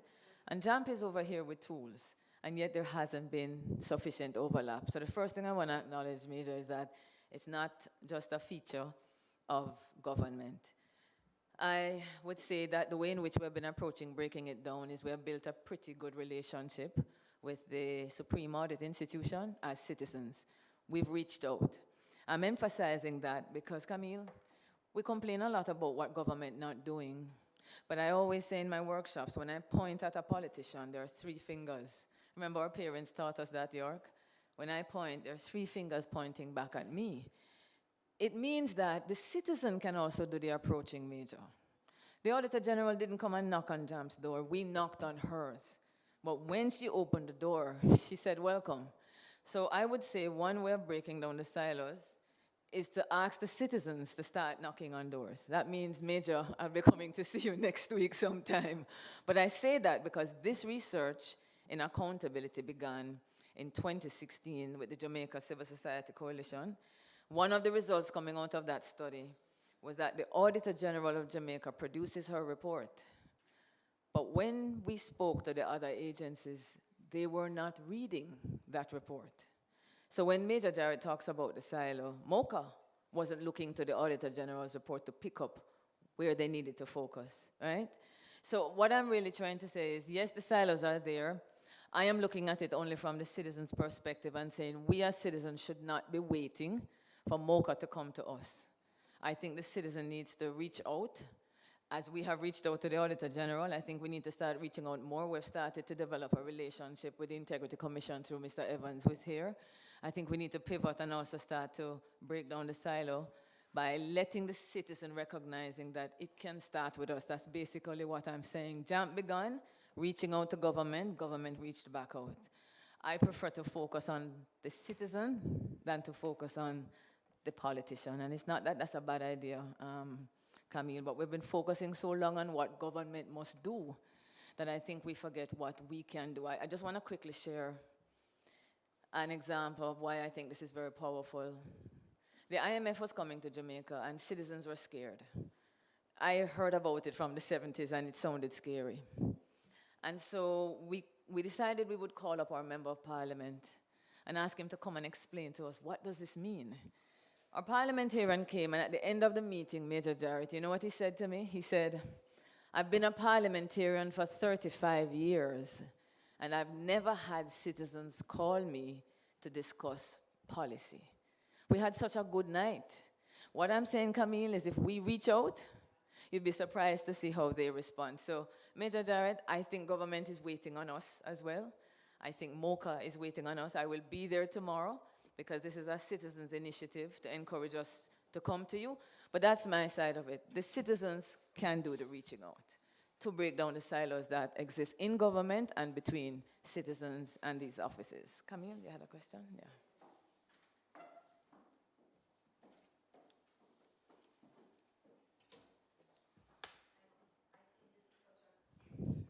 I think this is such a great example that we need to discuss it a little bit more. Okay. Because as citizens, we very often don't know what to do. So as a citizen, you're serving on a board. You identify corruption. And so what do? You are there to protect the money of all of us. You report it to MOCA, and nothing happens. Okay. So I think also that maybe we need a tracker for other agencies. Okay. Because it is very important that other agencies in the public sector respond, and we as citizens who are funding them must understand the level of responsiveness, because they are the means by which we are now trying to execute what we are there to do. Gotcha. So it is for, as citizens, we need help and guidance as to how to deal with the issues when we come across them. Well said. Thank you very much, Camille. Yeah, education, wow. Go ahead, Sean, thank you. And then we have Donna. Yeah. Just to say, first of all, that today's presentation has been a Christmas gift for Jamaica. Oh, wow. But it is a gift that will keep on giving for a long time to come. As a member of wider civil society, I am really, really pleased to see this and proud of JAMP. Thank you very much, Father Sean. Thank you. The church forms a significant part of the society and the voting population. And you know, the reward for good work is more work. Yes. How might JAMP facilitate empowerment sessions for the church and indeed the broader religious landscape to strengthen, educate, stimulate, and a follow-up on that? How might JAMP formulate a strategy for sensitizing children at the secondary level to use the available tools and do advocacy for change? Because a concern I've had for a long time, every time we have Heroes Day celebration And we have Jamaica Day in schools. It's about schools and music and dance and so forth and a little history. Okay. And I keep saying, when are we going to empower the children to understand how you write a letter to your MP? How you engage this agency? But we are in a situation right now where a lot of people with good intentions, passionate, they're just lashing out on social media without evidence, without data, quarreling, big fight. But in terms of how to just properly, calmly identify the problem, engage the system, engage the proper channels. Wonderful. Thank you. Two very good questions. First of all, I had a wonderful meeting, Sean, with the Jamaica Council of Churches about 2 months ago. I don't mind telling you that when we were done, there was a circle and they prayed for me. That was the response that we got. And I was really touched by it. I was sharing on the outside broadcast a while ago that, guys, I came back home in 2012 to work at the Development Bank of Jamaica because my area of expertise is public-private partnerships, and the government was doing much more in that. And I was excited to be home. And there was this group called the Jamaica Civil Society Coalition, and they were out there talking about procurement. And I said, but they don't know what they're talking about. I am not so busy. Let me go and tell them. And the bug bit, and that was actually how I got into advocacy. But I raised it because after 7 years in advocacy, it's not something you go into to make money. I wasn't happy with my lifestyle, and I had a conversation, Sean, sitting on my hassock with God. And I said, I can't do this anymore. It's either we're going to come up with a plan that will make a difference and I can actually pay my bills. Fair enough, Camille? And within about 2 weeks, the idea just was birthed in my head, and I think that's how God speaks. It's not an audible voice, but inspiration comes. So it was very good to be with the church because this was how JAM started, as a prayer, as an answer to prayer. And the response I got from the Council of Churches is that we want to partner with JAM. I have been trying to meet with the Archbishop since last week into this week. So I'm just signaling that the interest is there, that they see value. And the friends who are here who know me, Oliver, will tell you, Jeanette will talk to a crowd of one. It's the truth. So the idea is to get into the churches, get into the youth groups, and I'm anxious. We're hoping for a second phase with the European Union. Our contract and our project actually ends next week. But we're hoping for a continuation, and we're having discussions. And as Nadia said, what we're going to be doing now, Camille, is deepening the engagement. We have the tools. It's widening it and deepening it as much as we can, and the church is definitely going to be one such source. The second question was about the youth, and a very concrete answer is the example of the Mona Governance Society at UWI. It was JAM's intention in our proposal to UWI, but COVID came and interrupted it. So this is the model. UWI, for example, has a Mona Governance Society where the young people learning about government and public administration now go into primary schools, and they take what they have learned at UWI, bring it down to an age-appropriate level, and they travel around the country doing that at the tertiary and primary level. That is a system that already exists. What we have spoken at our board meetings is said, Jeanette, you can't do everything. Let's find where things are happening and pour into that and allow it to continue to cascade. So what the board is saying is find more spaces like that, Jeanette, pour into Mona Governance Society, and then let them continue to pour what we have poured into them into the secondary and tertiary school. So we might not necessarily be going ourselves, Sean, but we're trying to collaborate with those who are already doing it, empower them, and then let them continue, like a tributary to disperse it throughout the 14 parishes. I wanted to quickly, clapper. I wanted to quickly underline a point there and connect a few dots.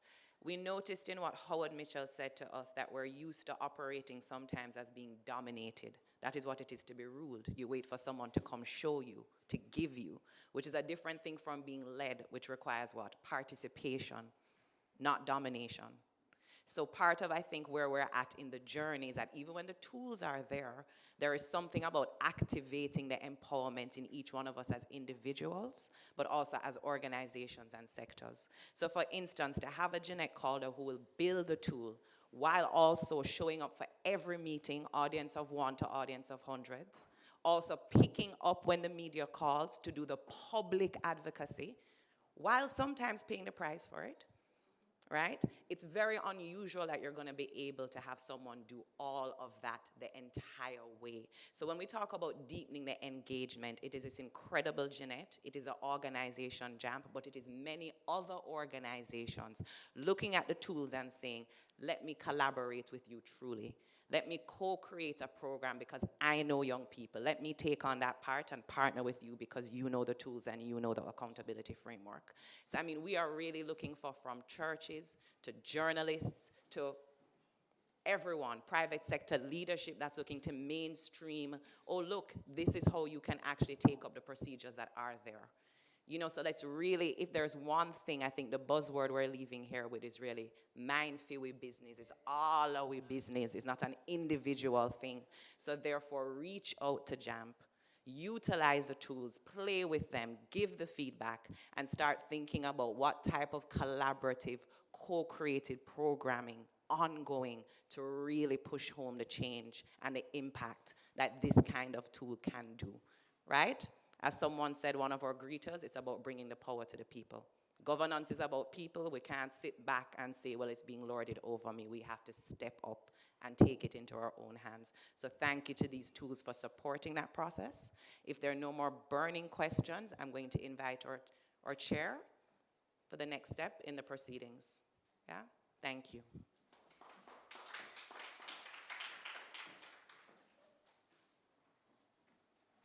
Thank you very much, Nadia, and thank you, Jeanette, for presenting and demonstrating the capacity of the tools. You know, the thank you is really properly belonging to Imega Breeze, who is Executive Director of the private sector organization of Jamaica. And so let me hand over to her to do just that.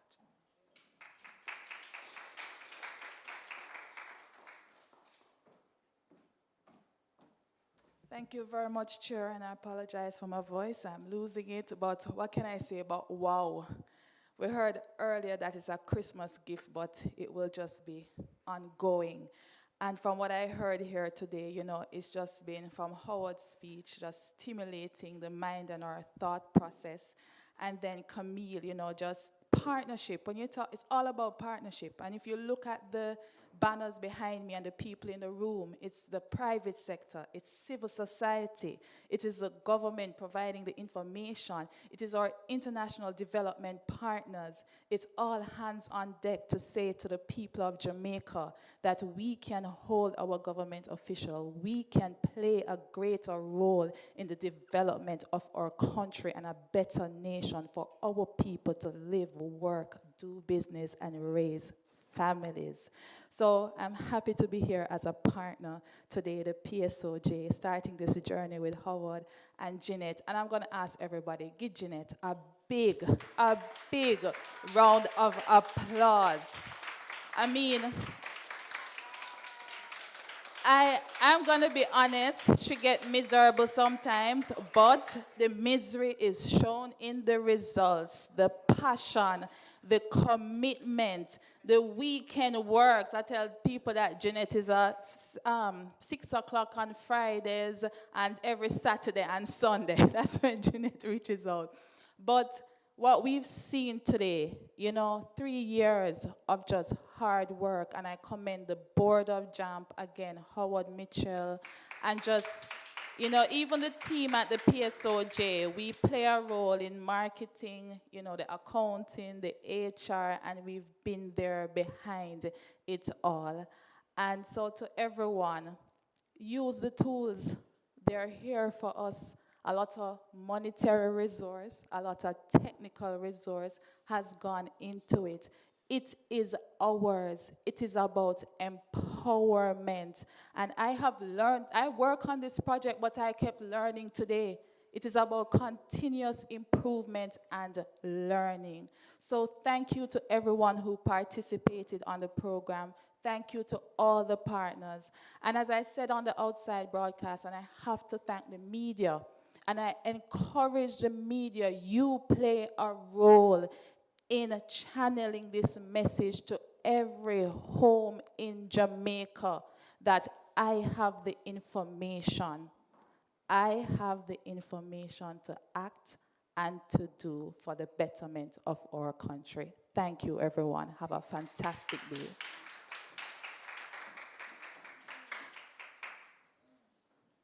And so all that's left for us to do is to invite you to refresh yourselves. We thank you again for joining us. We thank the RJR Gleaner Group, Radio Jamaica, for its broadcast of this function. We hope that listeners, you have learned a tremendous amount.